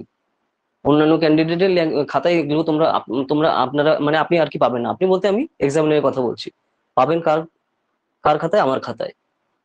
তো সেগুলো এভাবে শো করতে হবে, ঠিক আছে। তো তার জন্য দেখো আমি তোমাকে আগেও বলেছি যে যখনই তুমি লিখছো লেখার আগে ওই যে যে ইম্পর্টেন্ট যেগুলো, এই যে ইম্পর্টেন্ট বলতে আমি কি, ক্যাচি লুক, ঠিক আছে। ক্যাচি লুক মানে হচ্ছে কি, মানে যেটা দেখে দুম করে একবার দেখে আমি ইমপ্রেস হয়ে যাচ্ছি, ঠিক আছে। তো এইটার জায়গাটা হচ্ছে এইটা, ঠিক আছে। তুমি তখনই লেখার সময় যখন এই শাল ওয়াইজ ইউজ করে তার নিচে ডাইভ দিয়ে দেবে, তখন কিন্তু ডাইরেক্ট চোখে পড়বে, তাই না? এক্সামে বুঝে যাবে যে এ খালি যে বাংলা জানে তাও না, অন্যান্য সাবজেক্টেরও বই পড়ে, ঠিক আছে। তো এইভাবে হচ্ছে ইমপ্রেশন আছে, মানে তোমাকে নাম্বার কেন দেবো আমি, কোয়ালিটি, বুঝতে পারছো? লিঙ্ক করা, ডাইরেক্ট লিঙ্ক করা ইম্পর্টেন্ট। তুমি খালি বাংলা লিখছি বলতে যে আমি ওই যেগুলো বই আছে খালি করে লিখে যাচ্ছি তা না, লিঙ্ক করা অন্যান্য সাবজেক্টেরও, ঠিক আছে। আমি তার জন্য তোমাকে ফ্রেন্ডস এর উদাহরণ দিলাম। ধরো এই টাইমে তুমি কোনো কবি সাহিত্যিকদের লেখা লিখছো, তো তখন তুমি ডাইরেক্ট ওই টাইমটা সমসাময়িক ইংলিশে কি হয়েছে বা তোমাদের হিস্ট্রিতে কি হচ্ছে আমাদের, ওই জিনিসগুলো লিঙ্ক করা। তো এগুলো তোমার নাম্বার, মানে এগুলো কিন্তু অন্য লোকে করবে না, মানে অন্য লোকে বলতে ক্যান্ডিডেটটা করবে না। নাম্বার পাওয়ার সিস্টেম বুঝতে পারছো বিদ্যা? তো তার জন্য দেখো আমি তোমাকে আগে বলছি যে খালি আমরা পড়ার সময় গ্রাজুয়েশন বা তার আগে থেকে স্কুল থেকে তোমার অন্যান্য টাইপেরও বই পড়া দরকার, তাহলে বিভিন্ন টাইপের তোমার জ্ঞান আসে, ঠিক আছে। তো এই যে ডাটাগুলো কিন্তু কোনো নোটে তুমি পাবে না, ঠিক আছে। এগুলো নিজের তোমার এক্সপিরিয়েন্সের মাধ্যমে আসবে। তো এক্সপিরিয়েন্স কি, পড়ার মাধ্যমে আসবে আস্তে আস্তে। দিতে শোনা যাচ্ছে না কি বলছি, বুঝতে পারছো যে জিনিসগুলো বললাম সিস্টেম? তো এইগুলো হচ্ছে তোমার কোয়ালিটি স্টুডেন্ট, ঠিক আছে। তো এই হচ্ছে তোমার ডিফারেন্স লোকাল কলেজ প্লাস আইআইটির সাথে, আইআইটি বা যে সকল A+ ইনস্টিটিউট আছে সেখানকার স্টুডেন্টের মধ্যে ডিফারেন্স, বুঝতে পারছো? তো এগুলো কি করে হচ্ছে, পড়াশোনার মাধ্যমে, মানে বিভিন্ন খালি যে বই আছে আমার এই পড়তে হবে তা না, অন্যান্য বই পড়ে সেই জিনিসগুলো ইনক্লুড করা, ঠিক আছে। আর সেগুলো ইনক্লুড করছে কি করে, রেগুলার লেখার প্র্যাকটিসের মাধ্যমে। হ্যাঁ হ্যাঁ। তো এই হচ্ছে প্যাটার্ন সিস্টেম, ঠিক আছে, যে আমি যে ইউনিক, ঠিক আছে, বা আমার কোয়ালিটি আছে, তো কোয়ালিটি হচ্ছে এইভাবে আসে। খালি নতুন জামা প্যান্ট পরলে যে কোয়ালিটি আসবে তাই না, কারণ ইন্টেলেকচুয়াল কি করে বোঝানো হয়, মনে আছে 9-10 বইতে পড়েছো যে আমাদের দেশের স্বাধীনতার সময় ব্যাকগ্রাউন্ড কোথায় স্টার্ট হচ্ছে, কোথায় নবজাগরণ স্টার্ট হচ্ছে, কোথা দিয়ে? এই যে কলেজ থেকে, যত হিন্দু কলেজ থেকে। তো এখানকার যারা মানে স্টুডেন্টরা, তো তারা যে খালি তাদের সাবজেক্ট পড়ে তা না, এখানে আমাদের কালচারাল সোসাইটি আছে মানে প্রেসিডেন্সিতে, ঠিক আছে? তো সেখানে যে যে ব্যাকগ্রাউন্ড দিয়ে আসুক না কেন, অন্যান্য সাবজেক্টের সম্পর্কে তাদের দারুণ ধারণা রয়েছে। তো এগুলো কি করে আসে?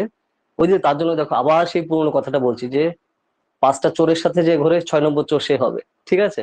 তো ঠিক সেরকম তো এইরকম ইন্টেলেকচুয়াল তুমি যে যে কানেকশন তুমি যখন পাবে, তুমি দেখবে যে তোমার পাশের স্টুডেন্ট বা যারা তোমার রয়েছে তারাও তোমার সেরকম বিভিন্ন সাবজেক্টে তাদের জ্ঞান রয়েছে। তো তুমিও সাথে সাথে সেই জিনিসগুলো যখনই তাদের সাথে ডিবেট ডিসকাশন করবে সেই জিনিসগুলো জানতে পারবে, ঠিক আছে? এই সমস্ত ইনস্টিটিউশন, যাদবপুরে, প্রেসিডেন্সি, বিশ্বভারতী, এই সমস্ত জায়গাতে, বিশ্বভারতীতে অতটা না, এখন প্রবলেম হচ্ছে, এখানে হচ্ছে আইডিয়া নিয়ে ডিসকাশন হয়, ঠিক আছে? আইডিয়া আইডিয়া মানে তো বুঝতে পারছো, মানে কোন একটা বিষয়ে এই সিস্টেম হলে কি হতো আর এই সিস্টেম না হলে আরো কি কি হবে, বা আরো কি সিস্টেম গ্রহণ করলে আরো প্রোগ্রেস করা যায়, এটাকে বলা হচ্ছে আইডিয়া। তো আইডিয়া নিয়ে ডিসকাশন হয়। অন্য জায়গায় কি হয়, লোকাল জায়গায়, ভাই আজকে পাঠান সিনেমা দেখে এলাম, ঠিক আছে, এ ওই করেছে ওই ওই করেছে, এটা যে খারাপ আমি তা বলছি না, মানে ডিসকাশনের টপিকটা বুঝতে পারছো, কোয়ালিটি ডিসকাশন, ঠিক আছে? দেখো আমি নেগেটিভ ওইতে জিনিসটা বলছি না, আমি মানে ডিফারেন্সটা কিভাবে হচ্ছে, তুমি যখন ডিসকাস করছো কোনো একটা জায়গায়, আইডিয়া নিয়ে ডিসকাস করছো, আর এখানে ডিসকাশনটা হচ্ছে ব্যক্তিকে নিয়ে, ব্যক্তি কেন্দ্রিক। তো প্রোগ্রেসটা কি করে হবে সোসাইটি? তো তখন একটা ক্যান্ডিডেটের বিভিন্ন ধরনের আইডিয়া কিভাবে আসছে, যখনই সে এই ধরনের বিভিন্ন টাইপের আইডিয়া বিভিন্ন সাবজেক্ট ওয়াইজ বা বিভিন্ন বিষয় ওয়াইজ যখন সে পড়ছে বা তাদের সাথে চিন্তা চেতনা ধারণার তোমরা এক্সচেঞ্জ হচ্ছে, তখনই কিন্তু সেই জিনিসটা হচ্ছে। ধরো ও 3টে বই পড়ে এলো লাস্ট 1-2 মাস পরে, আর তুমি 3টে বই পড়ে এলে, তোমার সাবজেক্ট বাংলা, ও ধরো পড়েছে ভূগোলের, ঠিক আছে? তারপরে তোমরা বসলে এক জায়গায়, ডিসকাশনটা বুঝতে পারছো? তুমি তাহলে ওই 3 মাসের জিনিসটা পেয়ে গেলে, ও 3 মাসের জিনিসটা পেলো। আর লোকাল জায়গায় কি হবে, ভাই সালমান ভাই বই বেরিয়ে গেছে, তেরে নাম 2 আসছে, ঠিক আছে, সেই টপিক নিয়ে হবে। ওকে, বোঝা গেল বিদ্যা? আমি নেগেটিভ হতে দিচ্ছি না, ব্যাপারটা দুটোই দরকার, কিন্তু ডিফারেন্সটা আমি বোঝাচ্ছি। এখানে ডিসকাস হচ্ছে ব্যক্তি কেন্দ্রিক, পিএনপিসি, আর এখানে আইডিয়া কেন্দ্রিক, বোঝা যাচ্ছে? তো এই জন্য হচ্ছে এই সকল এলএসটি ইউনিভার্সিটিতে লোকজন পড়ার জন্য কিন্তু এ করে, দুটোই দরকার, কিন্তু ডিফারেন্সটা বুঝতে পারছো? ডিসকাশন মানে টপিকের ডিসকাশন কি আসছে, তো সেখান থেকে কি বেরোবে ভাবো। এখানে হচ্ছে তেরেনাম টু এ কি স্টোরি হবে, তো সেটা নিয়ে হচ্ছে যে ভাই থাকবে, ঠিক আছে, তো সেই থাকছে। আর ওখানে হচ্ছে তোমার সে কয়েকটাই পড়ে এসছে, যে এতদিন ধরে যে যে করেছে, সে তার জিনিস নিয়ে বলছে আর এ টপিক নিয়ে বলছে, এবং সেগুলো নিয়ে তার সাথে সাথে কিন্তু জায়গায় বসে তার 3-6খানা বই কমপ্লিট হয়ে গেল। তোরা যখন ধরো 4-5 ঘন্টা ধরো ওই বিষয়ে ডিসকাস করছে বা আইডিয়া নিয়ে। ওকে, তো এই জিনিসগুলো কিন্তু এই সকল জায়গাতে হয়। আলাপচারিতায় কি টপিক তার উপরে কিন্তু ডিপেন্ড করে তোমার ফিউচার, ঠিক আছে? ওই জন্য আমি দেখো ওই জন্য বলছিলাম যে বিজনেস ওম্যানের কথা না, তো সেই জিনিসগুলো তো সেইখানে যাওয়ার জন্য তো তার জন্য এত কষ্ট করে, তো ওই জন্য লোকে কিন্তু সেই কোয়ালিটিতে পৌঁছানোর জন্য তো তোমার তো নিজের লেভেল উঠাতে হবে না। তো তার জন্য ঘড়িতে কয়টা বাজে, আমার এই আছে আমার ওই আছে, ওইসব করলে তো এর নেই, কারণ এই সকল এ তো তোমার বারবার আসবে না, মানে সুযোগ, তাই না? এন্ট্রান্স এক্সাম তো তুমি প্রত্যেক 6 মাস অন্তর অন্তর দিতে পারবে না। বোঝাতে পারলাম আমি জিনিসটা বিদ্যা? আমি এখন একদম হাইপার রিয়েলিস্টিক তোমাকে এক্সাম্পল দিয়ে জিনিসটা বোঝালাম যে রিয়েলিটি, ঠিক আছে? তো এটাই হচ্ছে ব্যাপার, ডিফারেন্স। বুঝতে পারলে? যদি কোনো কোয়েশ্চেন থাকে, কোয়ারি থাকে, কনফিউশন থাকে, বলো। বুঝতে পারতে কি, অ্যানালাইজ করে জিনিসগুলো মনে রাখতে হবে, ঠিক আছে? খালি বোঝা মেইন ব্যাপার না, মনে রাখা মোস্ট ইম্পর্ট্যান্ট, ঠিক আছে? এই জিনিসগুলো আইডিয়া মোস্ট ইম্পর্ট্যান্ট জিনিস লাইফে, ঠিক আছে? কারণ কোনো একটা জিনিস আইডিয়াটা আগে মাথায় রাখতে হয়, তারপর হচ্ছে এক্সিকিউট করতে হয়। এক্সিকিউট মানে সেটা বাস্তবায়িত করা। প্রথমে একটা তোমার থিঙ্কিং লাগবে যে আমি এটা করবো, আর সেটা বাস্তবায়িত করা মানসিকতা লাগবে, এবং সেটা বাস্তবায়িত করতে হবে, তাহলেই হবে। নাহলে আমি কোনো ভেবে লিখতাম, ও আমার যদি টাকা পয়সা থাকতো তাহলে আমি বাইক কিনে নিতাম, মানে সেটা সারা জীবন সে ভেবেই যাচ্ছে, এই টাইপের পাবলিক প্রচুর পাবে। কিন্তু সে জীবনে কোনো কাজ করবে না, বসে থাকবে, খাবে দাবে আর ঘুমাবে। তুমি যদি মনে মনে ভাবো আমার বাড়িতে বাইক চলে আসবে, তা তো আসবে না। তো তোমার তো সেই হিসাবে এ করতে হবে, কাজ করতে হবে, সেই হিসাবে টাকা ইনকাম করতে হবে, তাহলে তো তোমার বাইকটা আসবে। তো এক টাইপের লোকজন ওরকম করবে, খালি হাই হুতাশি করে যাবে, কোনো কাজ করবে না, ঠিক আছে? আর দেখো নিজেকে কখনো বাইন্ডিং করবে না, ঠিক আছে? মানে আমি এইটুকু এরিয়ার মধ্যে থাকবো বা এইটুকু এই করবো, তাই না। তো পুরো ওপেন রাখতে হবে নিজেকে, ঠিক আছে? নিজেকে ওপেন রাখা খুবই দরকার আইডিয়ার কাছে, নতুন নতুন, এবং সময়ের সাথে সাথে চেঞ্জ হওয়া খুবই দরকার, ঠিক আছে, চেঞ্জ বলতে পারেন থিঙ্কিং প্রসেসের চেঞ্জ, নতুন নতুন আইডিয়া গ্রহণ করা এবং সেগুলো সময়ের সাথে করা। এর মানে নতুন নতুন চেঞ্জ করা মানে এই না আজকে মার্কেটে নতুন ড্রেস এসছে, নতুন শু এসছে, আমি কিনেও না, ওসব কোনো জিনিস না।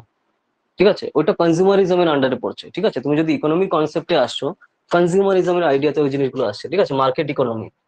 আচ্ছা, ইকোনমিক্স এর দিকে একটু চলে যাচ্ছে। কনজিউমারিজম, আচ্ছা আচ্ছা, বাংলাতে লিখতে হবে তো না, না ভোগ্যবাদ। ভোগ্যবাদ যেটা, আচ্ছা আমি ইংলিশে লিখছিলাম। তো সেখানে হচ্ছে তোমার মার্কেটে নতুন নতুন জিনিস ছাড়া হয় যাতে লোকজন ওইটা নিয়ে লাফালাফি করবে, ওই জিনিস নিয়ে ভাববে, অন্য কিছু যে হচ্ছে তা কিন্তু তাদের আর মাথায় আসবে না। ঠিক আছে, এইভাবে লোকজনের কন্ট্রোল করা হয় মাইন্ড। ঠিক আছে, মাইন্ড কন্ট্রোলিং গেম এগুলো। ঠিক আছে, ডিবেট ডিসকাশন ওই নিয়ে থাকবে যে আজকে ধরো বেবি লিপস কোম্পানির একটা বেবি লিপস আছে না তোমার, কি বলে ওটাকে, লিপস্টিক। ঠিক আছে, তো সেটা নিয়ে তোমার এ আছে, এ বললো যে আমার ল্যাকমি থেকে বের করেছে, এ বলবে গার্নিয়ার থেকে বের এ করেছে, এ তোমার আলাদা আলাদা আলাদা কোনো কোম্পানি দিয়ে বের করছে। তো সেগুলো নিয়ে কোনটা কোম্পানি ভালো কোনটা নিয়ে না ভালো, আমি এটা কিনেছি ওটা করেছি, তার মানে কি তোমার থিঙ্কিং খালি ওই লিপস্টিক ওইটা নিয়ে থাকছে, মানে আমি উদাহরণ দিচ্ছি। ঠিক আছে, তো আরো তো প্রচুর জিনিস কাজ আছে তোমার, 24 ঘন্টা তোমার যে থিঙ্কিং সেটাই আমি তোমাকে বাইন্ড করে দিলাম লিপস্টিক দিয়ে। তো তাহলে তোমার প্রোগ্রেসটা কি করে হবে? তো এই জিনিসগুলো যে সিস্টেম বা যে ইকোনমির মাধ্যমে করা, যে কনজিউমারিজম বলা হচ্ছে, ঠিক আছে, কনজিউমার ইকোনমি, এই ইকোনমিক্যাল কনসেপ্টে তোমার মাইন্ড কন্ট্রোল করা হয়ে থাকে। ঠিক আছে, কারণ তুমি ভাববে ওইটা নিয়ে। ঠিক আছে, লোকজন দেখেন না, দেখবে মার্কেটে নতুন কিছু এলে সেটা কেনার জন্য লাফালাফি করতে থাকে, বা ওইটাই সবসময় আলটিমেট। ওই যে কিছু কিছু পাবলিক আছে যে মার্কেটে নতুন আইফোন এসছে মানে ওইটাই কিনতে হবে, তার দিন রাত 24 ঘন্টা মাথায় চিন্তা হচ্ছে এটা। তার মানে কি? তার মানে কি কোম্পানি তাকে পুরোপুরি বশ করে নিয়েছে, যেটা বাংলায় আমরা বলি না, বশ করে নিয়েছে। যে তুমি ঘুমানো, খাওয়া দাওয়া, শোয়া, সবসময় একটাই চিন্তা যে হ্যাঁ মার্কেটে আইফোন 14 চলে এসছে, ওইটা না কিনলে তোমার লাইফ শেষ। তার মানে কি পুরো কোম্পানি তোমার কিন্তু তোমার ব্রেন কন্ট্রোল করে নিয়েছে, আর তুমি সেইভাবেই লাফাচ্ছ, সেভাবে ঘুরছো, খাওয়া দাওয়া নেই, তোমার মাথায় ওইটাই ঘুরছে। তো এই যে যে পলিটিক্স বা এই যে যে থিওরি ইকোনমিক্স এর, ঠিক আছে, তো কনজিউমার কনজিউমারিজমে এই জিনিসগুলো চলে। বুঝতে পারছো জিনিসটা? আমি উদাহরণ দিয়ে তোমাকে আইফোনের দিয়ে বললাম, তো লাখজন এরকম পাবলিক আছে, লোকজন ঋণ নিয়ে মানে ব্যাংক থেকে লোন নিয়ে আইফোন কেনে। ঠিক আছে, কিসের জন্য? তার ফিউচারে কাজই হচ্ছে সে আয়নার সামনে আহ আইফোনের লোগো দেখাবে। ঠিক আছে, অথচ তার কিন্তু 1 টাকাও ইনকাম নেই, এরকম প্রচুর পাবলিক আছে। তো এই জিনিসগুলো কিভাবে চলে, মানে আমি কি বলছি তোমাকে, যে কোন ভাবে তোমাকে কন্ট্রোল করা হচ্ছে, এই জিনিসগুলো তখন এই করতে পারে না লোকজন। ঠিক আছে, তো সেই ব্যাপারটা রয়েছে, এটা ইকোনমিক্স এর কনসেপ্ট। ঠিক আছে, মোস্ট ইম্পর্ট্যান্ট। আমি ওর জন্য উদাহরণ দিয়ে বললাম যাতে তুমি সহজে জিনিসটা বুঝতে পারো, নাহলে তোমার সাবজেক্টের কনসেপ্ট বললে তোমার বুঝতে অসুবিধা হবে। তো তার জন্য আমি উদাহরণ দিয়ে বললাম জিনিসটা। আছে না এরকম পাবলিক, নতুন নতুন জিনিস করার জন্য, তো তার জন্য এ থাকে।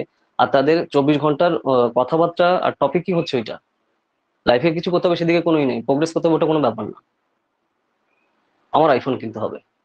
ঠিক আছে, তো এই হচ্ছে অবস্থা। ওকে, বোঝা গেল? দেখো অনেক কিছু বললাম, তো সেই ব্যাপারগুলো এই জিনিসগুলো মাথায় রেখো, খুবই ইম্পর্ট্যান্ট জিনিস।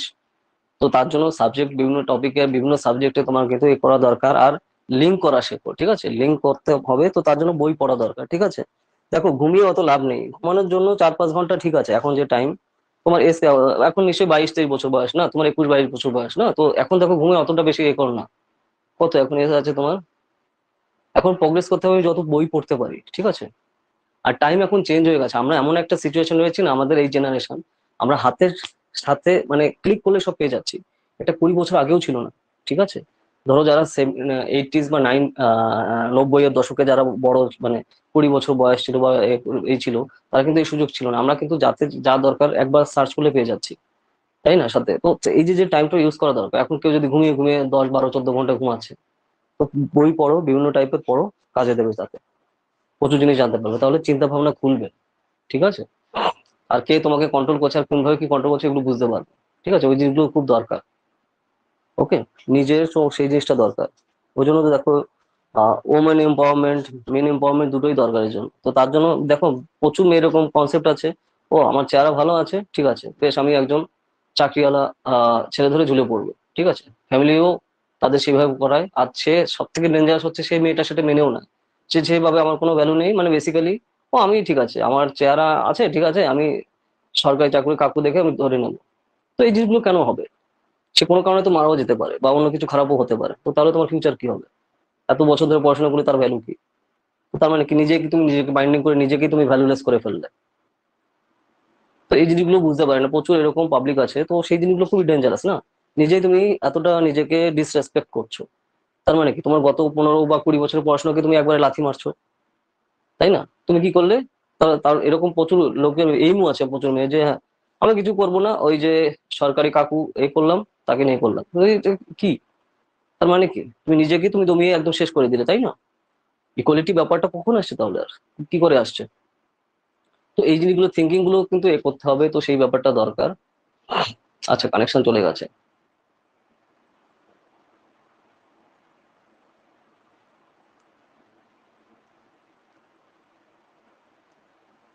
তো এই ব্যাপারটা রয়েছে, বুঝতে পেরেছো? তো আমি দেখো বিভিন্ন সাবজেক্টে বিভিন্ন জিনিসগুলো বললাম, তো এইভাবে চিন্তা ভাবনা খোলা রাখা দরকার, ঠিক আছে, এবং সেই হিসাবে এক্সিকিউট করতে হবে আলটিমেটলি। ওকে, নিজের প্রোগ্রেসের জন্য তুমি আগে তো নিজেকে হেল্প করবে, না হলে অন্যকে হেল্প করবে কখন? আগে নিজে তো হেল্প করার পজিশনে যেতে হবে, তাই না? বিদ্যা, বোঝা গেল? আমি বিভিন্ন জিনিস বললাম, বিভিন্ন সাবজেক্টে বিভিন্ন টপিকের। আশা করি তুমি বুঝতে মোটামুটি পেরেছো। তো আর যদি কোনো কোয়েশ্চেন থাকে বলো। আচ্ছা, কানেকশন চলে গেছে।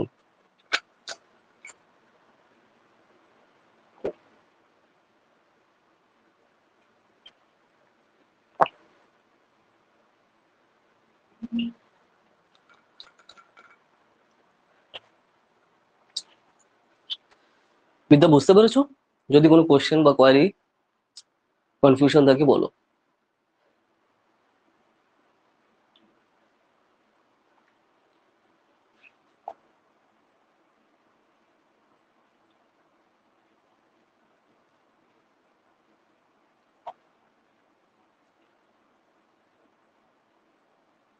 বলো বিদ্যা, যদি কোনো কোয়েশ্চেন কোয়ারি বা কনফিউশন থাকে তো সেগুলো বলো।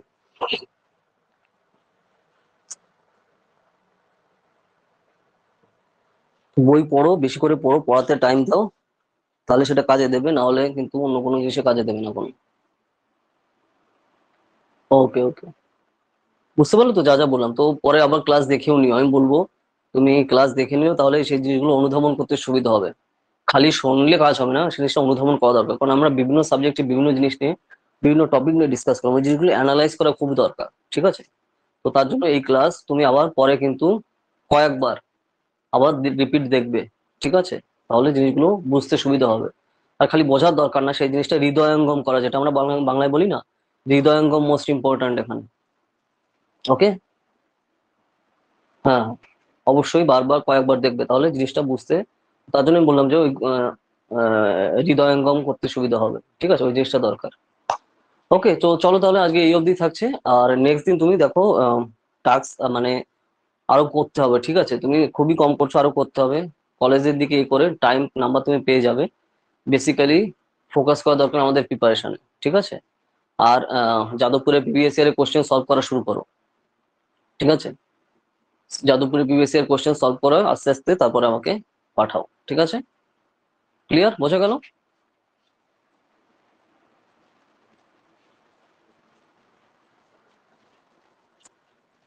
প্রিভিয়াস ইয়ারের কোশ্চেন। হ্যাঁ, হ্যাঁ। তো সেই হিসাবে করে তারপর সেইগুলো আমাকে পাঠাও, তারপর সেগুলো চেক করে দেবো। আর এভাবে টাইম দাও, পড়াতে আরো টাইম দাও, সেই জিনিসগুলো দরকার। আর যা যা বললাম সেগুলো প্র্যাকটিস করতে হবে আগে, ঠিক আছে? হাতের লেখা আগের থেকে অনেকটা ঠিক হয়েছে, আরো অনেক অনেক ভালো করতে হবে। তো টাইম দিতে হবে। তোমাকে কি বললাম যে দেখে দেখেও লেখো, কোনো সমস্যা নেই, কিন্তু লেখো ওর বেশি করে। ওই যে খাতায় কোন ভাবে কি লিখতে হবে সব আমি বলে দিয়েছি। তুমি রেগুলার লেখা প্র্যাকটিস না করলে জীবনেও কিন্তু শেষ করতে পারবে না লেখা, ঠিক আছে? আর এখানে তোমার কোয়ালিটি শো করতে হবে লেখার মাধ্যমে, এক্সাম হলের পেপারে। তো তার জন্য নিজের কোয়ালিটি ইনক্রিজ করার জন্য টাইম দাও, বই পড়ো, কাজে দেবে।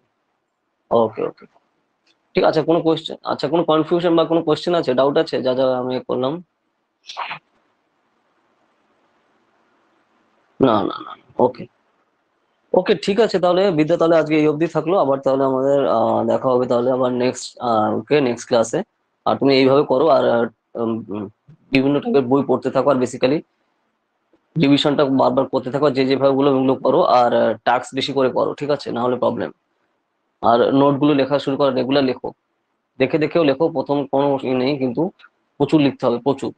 কারণ টাইমে না হলে পারবে না। আর ওই যে যেটা আমি বললাম, এই ক্লাস আবার কয়েকবার দেখবে, ঠিক আছে? রেকর্ড তো থাকছে, তুমি জানোই, ঠিক আছে? তারপরে যে ঘড়ি ধরে ধরে লেখা প্র্যাকটিস করো, নাহলে কিন্তু এক্সাম হলে পারবে না, কোনোভাবেও না, ঠিক আছে? কারণ খুব লিমিটেড টাইম এখানে। ওকে, ঠিক আছে, নিশ্চয়ই তো বুঝতে পেরেছো তুমি সব। তো তাহলে চলো, তাহলে আবার দেখা হবে আমাদের নেক্সট ক্লাসে। ওকে, আজ আজ তাহলে এই অবধি থাকলো, তোমার যেহেতু কোনো কোয়েশ্চেন নেই, তাই তো? ওকে ওকে, ঠিক আছে তাহলে, ওকে।